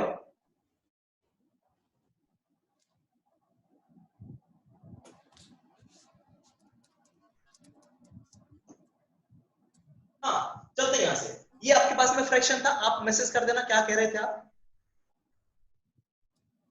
ये फ्रैक्शन है ना, अच्छा कुछ फ्रैक्शन इस तरह से भी होते हैं आपके पास में, इस तरह से मैंने नॉर्मल सिंपली इतना लिखा जाता है आपके पास, एक और टर्म लिखा जाता है, कैसे लिखते हैं हम लोग, ऐसे कुछ इस तरह से देखिए 2 raised to the power 1/3 ऐसे लिखते हैं ना, he has saying that unlike fraction, अच्छा unlike fraction, ओके ठीक है, वो रिलेशन के बारे में बात करते हैं हम लोग, ठीक है, अनलाइक फ्रैक्शन में आपके पास में डिनोमिनेटर आपके अलग अलग होते हैं, दो फ्रैक्शन के बीच में, है ना, डिनोमिनेटर दो फ्रैक्शन को उठाते हैं, दोनों का डिनोमिनेटर अलग अलग होगा तो अनलाइक फ्रैक्शन कह देते हैं, ठीक है, इधर देखिए यहां, यस सर, बेसिकली हमारे पास में कितने फ्रैक्शंस होते हैं, एक 3/4, 7/5, 3/10 और ये इस टाइप, ये इस फ्रैक्शन में देखें और इस फ्रैक्शन में देखें, क्या डिफरेंस है दोनों में, इस वाले फ्रैक्शन में देखें, ऊपर वाला जो आपके पास में न्यूमरेटर है, numerator is lesser than denominator, denominator इसका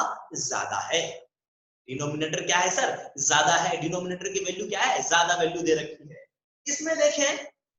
इसमें देखें डिनोमिनेटर आपके पास में कम है न्यूमरेटर से, आता है समझ में, हाँ, दो कैटेगरी के आपके पास में फ्रैक्शन होते हैं, जनरली दो कैटेगरी हम लोग डिफाइन करते हैं, एक तो इस कैटेगरी में जिसका नीचे वाला ज्यादा हो और दूसरा जिसका नीचे वाला कम हो, दो टाइप के फ्रैक्शन है, और इस फ्रैक्शन को कहते हैं जिसके डिनोमिनेटर, जिसका डिनोमिनेटर ज्यादा हो न्यूमरेटर से, that fraction is known as proper fraction, क्या कहते हैं, प्रॉपर फ्रैक्शन, ये काफी काम की चीज है ना, यस, लिखें, पहला लिखेंगे प्रॉपर फ्रैक्शन,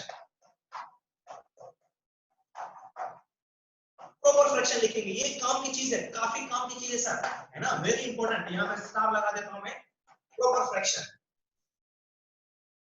ए फ्रैक्शन मैं लिख देता हूं यहां से, मैं शॉर्ट फॉर्म में लिखूं यहां से सर, है ना, शॉर्ट फॉर्म में लिख देता हूं, जिसका डिनोमिनेटर ज्यादा हो, यहां से डिनोमिनेटर ग्रेटर देन न्यूमरेटर। हाँ, इतना शॉर्ट फॉर्म में आगे बढ़ते जाते हैं हम लोग। डिनोमिनेटर इज ग्रेटर देन आपके पास में न्यूमरेटर। एग्जांपल में लिख लेंगे आप यहां से 3 डिवाइड बाय 4, 1 डिवाइड बाय 2, है ना, 3 डिवाइड बाय 10 एटसेट्रा। उसके बाद नेक्स्ट पॉइंट में लिखेंगे, एक तो प्रॉपर हो गया, जो प्रॉपर नहीं है वो इम्प्रॉपर होगा। क्या होगा सर? जो प्रॉपर नहीं है वो क्या होगा? इम्प्रॉपर फ्रैक्शन होगा आपके पास में। लिखें तो दूसरा इम्प्रॉपर फ्रैक्शन, इम्प्रॉपर फ्रैक्शन, ठीक है, यस। इम्प्रॉपर फ्रैक्शन में क्या होगा? इसका just opposite, denominator is lesser than numerator, denominator is lesser than numerator. Denominator छोटा होगा, नीचे वाला छोटा होगा इस बार। इसका मतलब मैं लिख देता हूं यहाँ पे 4 डिवाइड बाय 3, है ना, 7 डिवाइड बाय 5, है ना सर, 10 डिवाइड बाय 3। ये सारे के सारे क्या है? फ्रैक्शन है।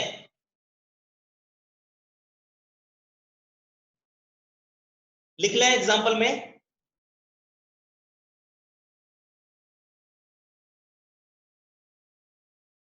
एक और चीज यहां से हम बात कर सकते हैं। यदि मैंने लिखा आपके पास में कि सर 17 डिवाइड बाय 17, यदि दोनों भी आ जाते हैं ना, इसकी वैल्यू 1 इक्वल हो जाएगी कट करके, इससे भी हम लोग इम्प्रॉपर फ्रैक्शन कह देते हैं। एक्चुअल में कट करके तो 1 आ जाता है, बट इम्प्रॉपर फ्रैक्शन के केस में एक एग्जांपल ऐसा भी देते हैं, ये भी कहते हैं कि या तो डिनोमिनेटर और न्यूमरेटर दोनों इक्वल हो या ऊपर वाला ज्यादा हो। इसको इस तरह से भी लिख सकते हैं हम लोग, इक्वल का साइन भी यहां पे लगा देंगे। ये देखो, यदि मैं इसको ढक लेता हूं तो इक्वल दिख रहा है साइन, है ना, इसको इक्वल, इसको कहते हैं denominator is less than equals to numerator. ये भी इसी के कैटेगरी में आएगा, या तो दोनों बराबर हो या ऊपर वाला ज्यादा हो। दोनों बराबर या ऊपर वाला ज्यादा is known as improper fraction, is known as improper fraction.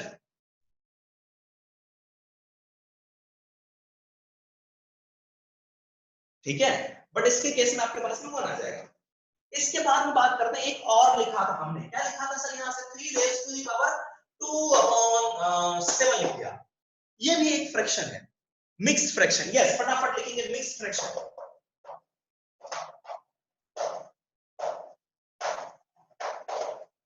Mixed fraction, mixed fraction में आपके पास में क्या होगा?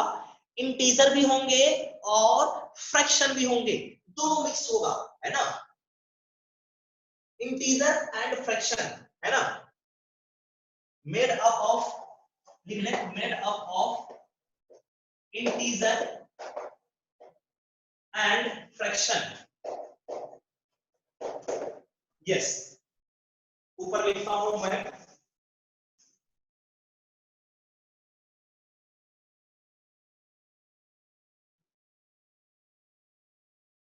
एग्जांपल में मैं लिख रहा हूं यहां पे सर आपके पास में 3 raise to the power 1 upon, मैंने लिख दिया यहां पे 3, है ना, this is mixed fraction. Actually ये 3 और 1 अपॉन 3 ये लिखा हुआ है सर। इसको आप, वेरी इंपॉर्टेंट चीज मैं आपको दिखाता हूं, काफी बड़ा बड़ा सा क्वेश्चन यहां पे सॉल्व हो जाता है और काफी बड़े बड़े बच्चे इस पे फंस जाते हैं।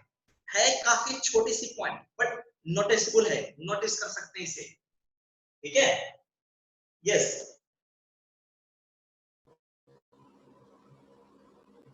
मिक्स्ड फ्रैक्शन को इम्प्रॉपर प्रॉपर फ्रैक्शन में हम लोग चेंज कर सकते हैं। मिक्स्ड फ्रैक्शन को प्रॉपर फ्रैक्शन में चेंज कर सकते हैं। कैसे? इसे, ये देखो, इसे क्या पढ़ते हैं sir? 3 raise to the power 1 upon 3, है ना, 3 रेज़ टू 1 अपॉन 3 इस तरह से पढ़ते हैं। इसको क्या करते हैं? इसको इससे मल्टीप्लाई करते हैं ना, 3 into 3 9, 9 plus 1 कितना? 10 डिवाइड बाय 3। ये देखो, सॉरी, ये इम्प्रॉपर फ्रैक्शन में चेंज हो गया आपके पास में, इम्प्रॉपर फ्रैक्शन में चेंज हो गया आपके पास में। यस, इसको इम्प्रॉपर फ्रैक्शन में चेंज किया जा सकता है आपके पास में, ठीक है सर, यस। ऊपर वाला ज्यादा है, इम्प्रॉपर फ्रैक्शन हो गया आपके पास में। एक चीज और ध्यान देंगे सर, ये 10 डिवाइडेड बाय जो 3 है, ये देखें 10 डिवाइडेड बाय 3, इसको क्या लिख सकते हैं? 10 को चलो 3 से डिवाइड कर रहा हूं सर, ध्यान देना, ये पॉइंट ध्यान देना। यस, ये सारी चीजें सबको आता है ना, लेकिन ये वाला पॉइंट ध्यान देना, थोड़ा सा ध्यान, ठीक है। यहां पे मैं लिख रहा हूं आपके पास में 3 से डिवाइड, 3 टाइम्स लगाया यहां पे, ये 9 आया, रिमाइंडर बचा 1, है ना। आपने रिमाइंडर थ्योरम कुछ पढ़ा होगा, कि क्या होता है कि ये जो बीच वाला नंबर है इन दोनों को मल्टीप्लाई करके इसको ऐड कर देते हैं तो देखो 10 इक्वल आता है ना सर हमारे पास में। यस 10 इज इक्वल्स टू क्या आया 3 into 3 plus 1। तो मैं थोड़ा सा लिख के दिखा दूं सर 10 is equals to 3 ये 3 into 3 प्लस में 1। गेटिंग माय पॉइंट और नॉट? समझना सर इसे। और ये इसी के बेसिस पर सारा फर्स्ट चैप्टर रियल नंबर हम लोग पढ़ेंगे, धीरे धीरे हम लोग कर रहे हैं। ठीक है यस ये 10 डिवाइड बाय 3 करा मैंने इसको इस तरह से। एक्चुअल में मुझे यहाँ पे 10 डिवाइडेड बाय 3 चाहिए, समझना सर। 10 डिवाइडेड बाय क्या चाहिए 3 चाहिए। तो मैं यहाँ पे मुझे लिखा 10, तो 10 डिवाइडेड बाय 3 कैसे आएगा? मुझे यहाँ पे 3 से यदि डिवाइड कर दूं तो 10 डिवाइडेड बाय 3 हो जाएगा। ठीक है चलो इसे ऐसे समझते हैं। अगर हम लोग मार्केट में सब्जियां खरीदने जाते हैं, है ना, खरीदने जाते हैं तो दोनों तरफ इक्वल करके लेते हैं तराजू पे। एक साइड में यदि कम हो जाता है ना, हम लोग हंगामा कर देते हैं भैया कम दे रहे हो, है ना, बात आ रही समझ में। और ज्यादा हो जाता है तो दुकान वाला हंगामा करता है, यूं यूं थोड़ा थोड़ा करके निकालता है। बात आ रही समझ में। हाँ सर तो मैं ये कह रहा था कि दोनों साइड में बैलेंस होना जरूरी है ना। हाँ यहाँ भी देखना आप कि जो 10 लिखा हुआ है 10 is equals to 3 into 3 plus 1, but मुझे 10 by 3 बनाना है। इस 10 को क्या करो 10 में मैंने 3 से डिवाइड कर दिया इक्वल। ये दोनों पहले से इक्वल था, जैसे ही डिवाइड किया बगल वाला कर दिया हंगामा, भैया ये तो गलत बात है, ये तो गलत बात है, इधर डिवाइड करो इधर भी डिवाइड करो हमारे इधर भी। बात है समझ में। तो दोनों तरफ क्या करना पड़ेगा बैलेंस करना पड़ेगा। तो ये जो 3 into 3 था इसमें भी हमें 3 से डिवाइड करना पड़ेगा। क्यों? क्योंकि मैंने इधर डिवाइड किया, प्लस ये 1 में भी 3 से डिवाइड करना पड़ेगा। Getting my point? यस इसे देखें यहां से 3 और 3 कैंसिल हो गया मेरे पास। सही है सर? यस सर इसे थोड़ा अच्छे से समझेंगे आप लोग, काफी इंपॉर्टेंट पॉइंट है। बच्चे 12th क्लास में भी चले जाते हैं तो बहुत मुश्किल से समझते हैं। आपको सर कैसी बात कर रहे हो? हाँ मैं बता रहा हूँ आपको। ठीक है वहां पे ये नंबर नहीं होते हैं, वहां पे कुछ और होता है, एक्स जेड वाई वगैरह होते हैं। ठीक है हाँ ये चीज समझाने में उसे बहुत मुश्किल लग जाती है वहां पे समझाने में बच्चों को। इधर देखें 3 से 3 कैंसिल हो गया, ये बचा आपके पास में 3 plus 1 divided by 3, ये आपके पास में 10 divided by 3। Getting my point? Yes sir. इधर देखें यहां से, अच्छा सर 10 divided by 3 को इस तरह से लिखा गया है ना। और इसे देखें आप लोगों को तो ये तो आता ही है एलसीएम लेने वगैरह के लिए। सर इसी को हम लोग क्या करेंगे देखें यहां से, इसको सॉल्व कैसे करेंगे? एलसीएम लेंगे। सर कैसे सॉल्व करते हैं इसे? ये देखो आपके पास में फ्रैक्शन वाला आपके पास एडिशन वगैरह आ गया आपके पास में, तो नीचे 1 लिखते हैं, फिर इसका एलसीएम लेते हैं, फिर सॉल्व करते हैं। हाँ सर इतना क्यों करें? देखें जब दो गिवन फ्रैक्शन में आपके पास में ये देखो इंटीजर वाला पार्ट आ गया, एक इंटीजर है दूसरा फ्रैक्शन है, इसी को तो मैंने कहा था मिक्स्ड फ्रैक्शन, यही तो था ऊपर से देखो, इसी को मैंने यहाँ पे ब्रेक करके लेके आया। एक्चुअल में ये क्या है, ये जो प्लस लिखा हुआ आपके पास में इसको मैंने क्या किया, इसे मैंने कहा जरा पास आओ, है ना, इसको पास बुला लेते हैं थोड़ी देर के लिए, प्लस को छुपा करके इसको पास बुला लेते हैं। This can be written as 3 raised to the power 1/3 और क्या कर लेते हैं 3 into 3 9 9 plus 1 10 divided by 3, यही तो लिखते हैं हम लोग। सर इसी को मैंने ये लिखा था, देखो यहाँ पर 10 divided by 3 आया था। हाँ एक चीज हमने यहां से नोटिस किया, क्या सर, यदि इस टाइप में कुछ ना कुछ लिखा हुआ हो तो इसको क्या करते हैं पास बुला लेते हैं। ये प्लस लिखा हुआ है ना, तो कोई दिक्कत नहीं, इसको प्लस को ढक के इसको पास बुला लेते हैं, ऐसे लिख लेंगे। और देखो इसको सॉल्व कर देंगे, कितना आ गया 3 into 3 9 9 plus 1 10 10 divided by 3, क्या ये 10 divided by 3 है? यस। और एलसीएम लिख करके भी सॉल्व करेंगे तो वही होगा हमारे पास। सही है। जैसे सपोज एक एग्जांपल लेते हैं, मैंने कहा आपके पास में 5 प्लस में आपके पास में 2 divided by 7, इसको कैसे सॉल्व करेंगे? क्या इसका एलसीएम लूं? ना ना ना, एलसीएम कौन लेता है, इतना बोरिंग कौन करे एलसीएम। वैसे भी सर एलसीएम के मरीज होते हैं सारे, है ना, एलसीएम ही नहीं निकलता हमारा, है ना। इधर देखें सर, इधर देखें, यस। इसको क्या करेंगे, हाँ इसके नीचे में 1 है, एक के नीचे में कुछ भी नहीं होना चाहिए, एक नंबर के नीचे में कुछ भी नहीं होना चाहिए, तो क्या कहेंगे, इसे कहेंगे जरा पास आओ, है ना, जरा पास आओ तो चैन आ जाएगा, इसे चैन आ जाएगा, है ना। इधर देखिए ये पास आएगा, धीरे धीरे इसको पास बना लेगा। This is 5 raised to the power 2 upon 7, this can be written as 7 into 5 35, 35 plus 2 37 divided by 2, 37 divided by 7 हो गया, ये सॉल्व हो गया हमारे पास में। तो सर हमने यहीं से मिक्स्ड फ्रैक्शन से ही हमने निकाला यहाँ पे। Okay 37 divide by 2, very good sir, है ना, हम लोग डायरेक्ट करेंगे। अच्छा इसी तरह से हमारे पास में एक एग्जांपल आया आपके पास में, कितना सर, 6 प्लस में 1/4 डिवाइड बाय 5। इसको क्या करेंगे, डायरेक्ट क्या करेंगे, इसको पास बुला लेंगे, 6 कितना लिख लेंगे हम लोग, इसको डायरेक्ट लिख सकते हैं, या फिर इसको देखो 6 into 5 30, 30 plus 4 34 डिवाइड बाय 5 लिख सकते हैं। अच्छा सर किसी ने कहा कि सर यदि बीच में माइनस आ जाए तो क्या करेंगे, बीच में अगर माइनस आ जाए तो माइनस कर देंगे हम लोग। 6 into 5 देखो इसको पास बुला लिया, माइनस है, ध्यान रखेंगे ये वाला माइनस होगा ऊपर वाला, ठीक है सर। तो 6 into 5 30, 30 minus 4 26, यदि माइनस आ जाए, बात आ रही है समझ में, यदि माइनस आ जाए ना, इस माइनस को इसके पास दे दो, भैया तुम ले लो माइनस, है ना, मैं तो जा रहा हूं मल्टीप्लाई करने, इसने कहा भैया माइनस है तुम ले लो माइनस, मैं जा रहा हूं इसके साथ मल्टीप्लाई करने, तो ये माइनस इसको दे दिया, तो 6 into 5 आपके पास है, इसे मैंने इसे लिखा 6, है ना, इसको माइनस दे दिया मैंने यहाँ पे 5, तो 6 into 5 30, 30 minus 4 26 divided by 5, getting my point? yes, फटाफट छापें और ये ध्यान रखना, जल्दी लिख लें, जो लिखा हुआ उसे लिख लें और अपनी मर्जी से जो आपको समझ में आ रहा है उसे लिख लें, कुछ इस तरह से। ये सब शॉर्ट फॉर्म है ना, ध्यान रखना ये सारी चीजें। This is mixed fraction. Okay done, चलें फरहान, वेरी गुड, समझ में आ रहा है बच्चे, बोर्ड तो नहीं हो रहे ना, ये ध्यान में रखेंगे आप लोग, सर ये सारी चीजें कैसे करते हैं, आगे चल करके ये कैलकुलेशन आएगा, मैं वहां पे डायरेक्ट लिखूंगा, यस वेरी गुड, चलते हैं।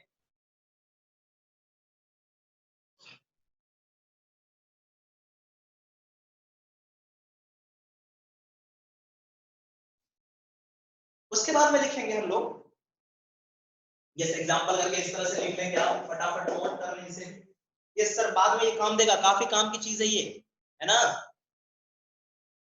हम लोग डिवीजन पढ़ेंगे, यूक्लिड एल्गोरिदम पढ़ते हैं, तो वहां पे ये सारी चीजें काम में आएगी थोड़ी बहुत, है ना।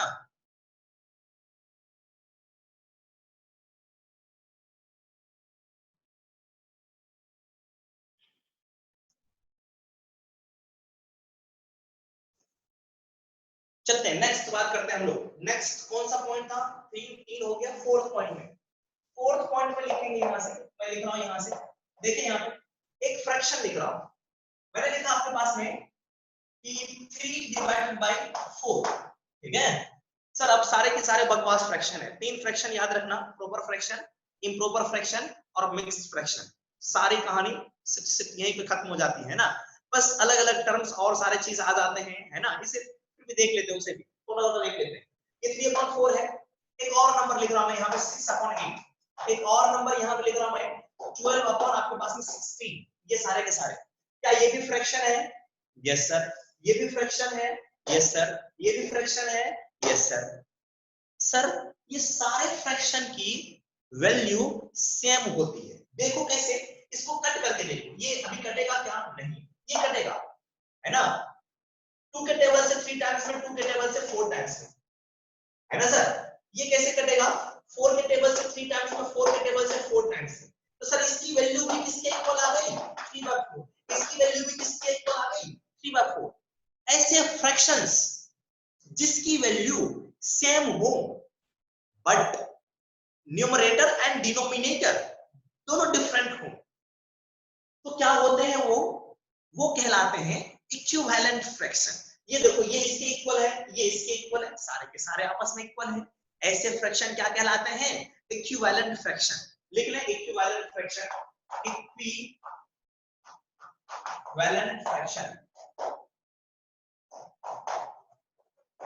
जस्ट एग्जांपल लिख लेंगे यहां से, है ना, क्या क्या लिखा मैंने यहां पे लिख देता हूं, 3 डिवाइड बाय 4, उसके बाद में 6 डिवाइड बाय आपके पास में 8, है ना, उसके बाद मैंने लिखा 12 डिवाइड बाय 16, ये सारे के सारे इक्विवेलेंट फ्रैक्शन है।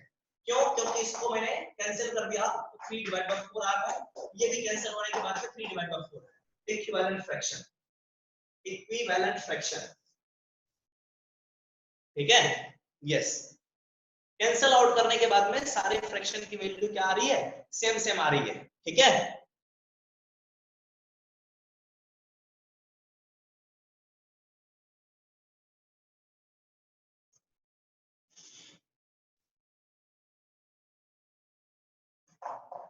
नोट करके एक पॉइंट लिखेंगे। Sir done. Done, okay sir. Note करके एक फ्रैक्शन लिखते हैं। देखिए यहां से 3/4 मेरे पास में फ्रैक्शन था। इसमें मैंने क्या किया कि ऊपर वाले में मेरा मन किया कि 2 मल्टीप्लाई कर देते हैं। जैसे ऊपर मल्टीप्लाई किया नीचे वाला करेगा हंगामा, तो मैंने नीचे में भी कहा हम लोग मल्टीप्लाई कर देते हैं हम लोग। इसकी वैल्यू कितनी आई? 6/8। तो देखो 3/4 और 6/8 दोनों इक्वल है। हाँ सर, 6/8 की वैल्यू भी मैंने 3/4 लिखा था। अच्छा, ये दोनों इक्वल है ना, इसको कट कर दूंगा तो फिर यही आ जाएगा आपके पास। हाँ सर, ये कट गया, जो सेम चीज आना था वो कट गया, तो मेरे पास में यही बच गया। सॉरी, ये देखो सेम नंबर से मैंने मल्टीप्लाई किया। जो फ्रैक्शन है, फ्रैक्शन के न्यूमरेटर में और डिनोमिनेटर में सेम नंबर से मल्टीप्लाई किया तो ये नंबर आया। क्या दोनों अलग है? नहीं, दोनों फ्रैक्शन आपस में इक्वल है। इसका मतलब ये है कि किसी भी फ्रैक्शन के न्यूमरेटर और डिनोमिनेटर में यदि सेम नंबर से मल्टीप्लाई करता हूं तो वो फ्रैक्शन चेंज नहीं होगा, ठीक है। फ्रैक्शन चेंज नहीं होगा। तो लिख लेते हैं, यहां से नोट करके पॉइंट लिखेंगे, उसके बाद में ये एग्जांपल लिखना, पहले नोट करके लिख देना point. In any fraction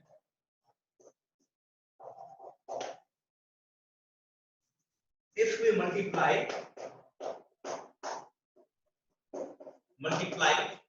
same number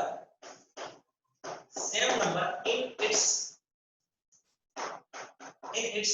denominator and numerator and denominator,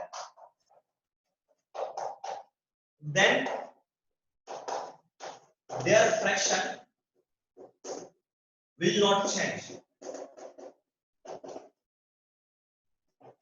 इसका फ्रैक्शन चेंज नहीं होगा किसी भी फ्रैक्शन में। और इसके बाद में ये एग्जांपल लिख लें। एग्जांपल यहां पे चिपका लें सर, है ना। यस, फटाफट छाप लें।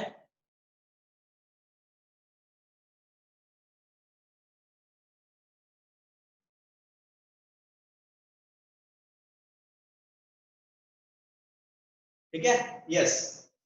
उसके बाद में एक भाई साहब ने कहा था कि सर लाइक फ्रैक्शन होते हैं, अनलाइक फ्रैक्शन होते हैं।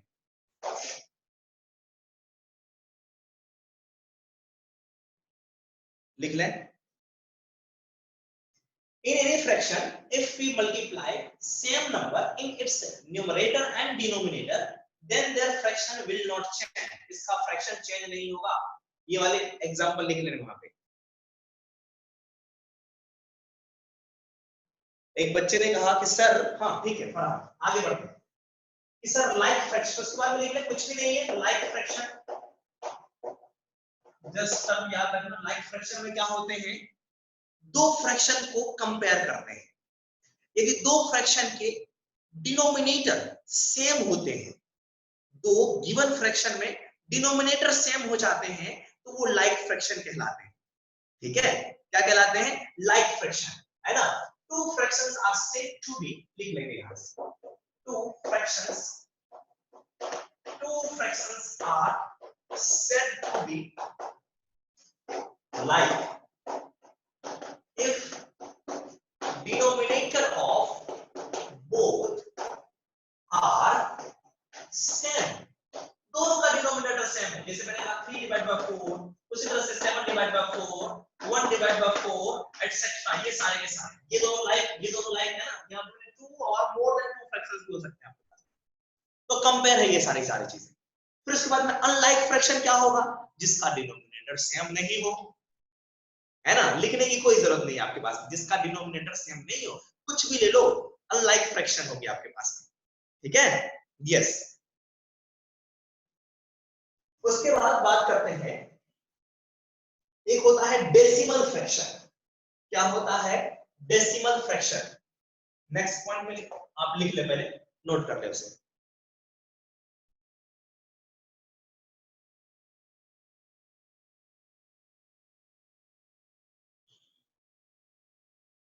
लिख लिया? Yes, done. ठीक है, उसके बाद में लिखे decimal fraction. Decimal fraction sir, decimal fraction क्या होता है? जैसे मैंने एक नंबर लिख रहा हूं, देखें 3 डिवाइड बाय मैंने लिखा 10, उसके बाद में मैंने लिखा आपके पास में 27 डिवाइड बाय मैंने लिखा 10, या फिर लिख लिया यहां से 36 डिवाइड बाय 100, है ना, 54 डिवाइड बाय 1000, इस तरह से। जिसका डिनोमिनेटर 10 के पावर में हो, यानी कि 10 हो, या फिर आपके पास में 100 हो, है ना, 10 हो, 100 हो, 1000 हो, तो ये सारे के सारे डेसिमल फ्रैक्शन कहलाते हैं। क्या कहलाते हैं? डेसिमल फ्रैक्शन, है ना। तो ये सारा का सारा एग्जांपल आपके पास में लिखा हुआ है। तो यहां पे लिख लेंगे डेसिमल फ्रैक्शन में, मैं लिख देता हूं यहां से डेसिमल फ्रैक्शन में डिनोमिनेटर क्या होता है, यहां से मैं डायरेक्ट लिख देता हूं। डिनोमिनेटर क्या होता है आपके पास में? In the power of, in the power of, in the power of 10, है ना, 10 के पावर में। यानी कि डिनोमिनेटर में या तो आपके पास में 10 हो, या तो 100 हो, या तो 1000 हो। 10 के पावर वाला 10 to the power 1, 10 to the power 200, 10 to the power 3000, है ना। यस, तो एग्जांपल में आप लिख लेना।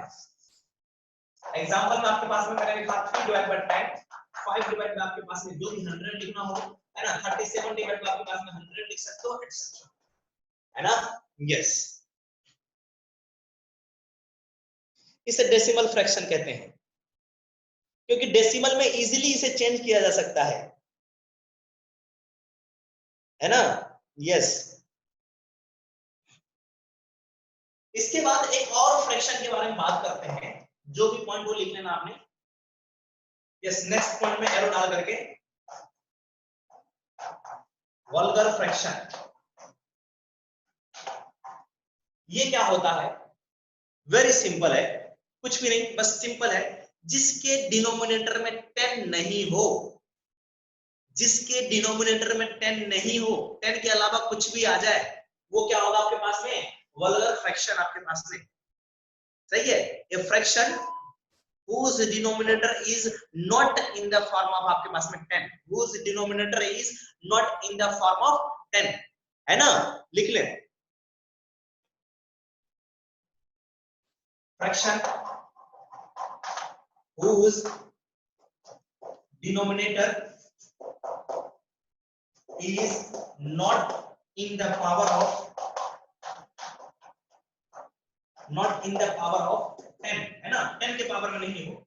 सिंपल एग्जांपल 3 डिवाइड बाय 7, है ना, 9 डिवाइड बाय 2, है ना, 12 डिवाइड बाय 137, एटसेट्रा, कुछ भी लिख दे।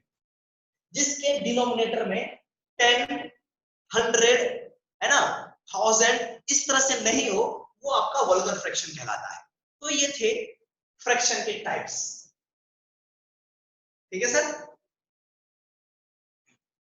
फ्रैक्शन के टाइप हमने पढ़ लिए, धीरे धीरे आगे बढ़ेंगे यहां से।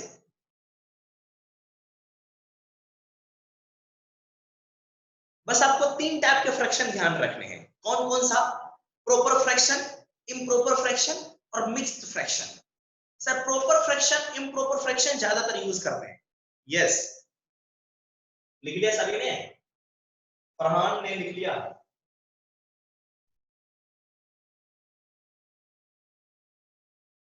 बेसिक से बढ़ेंगे आगे सर, ताकि मैं कहीं पूछूं। यस, चलते हैं। उसके बाद में बात करते हैं क्या सर? डिविजिबिलिटी रूल, है ना। कोई भी नंबर किसी भी नंबर से डिविजिबल है या नहीं है, उसको पता करने के लिए हम लोग क्या करते हैं? जनरली बच्चों को, जैसे मैंने कोई नंबर लिख दिया, मैंने लिखा आपके पास में 2, 3, 5, 6, ये नंबर 2 से डिविजिबल है या नहीं है। तो डिविजिबिलिटी रूल है आपके पास में, कोई भी नंबर 3 से डिविजिबल है या नहीं है, उसे देख करके कैसे बता सकते हैं? यानी डिवीजन करना स्टार्ट करेंगे, डिवाइड कर रहे हैं सर, कुछ ना कुछ रूल होता है है ना। तो लिखेंगे डिविजिबिलिटी रूल, डिविजिबिलिटी रूल लिखे। नेक्स्ट हेडिंग में ये हमने नंबर्स के बारे में बात कर लिया, अब डिविजिबिलिटी रूल देखते हैं।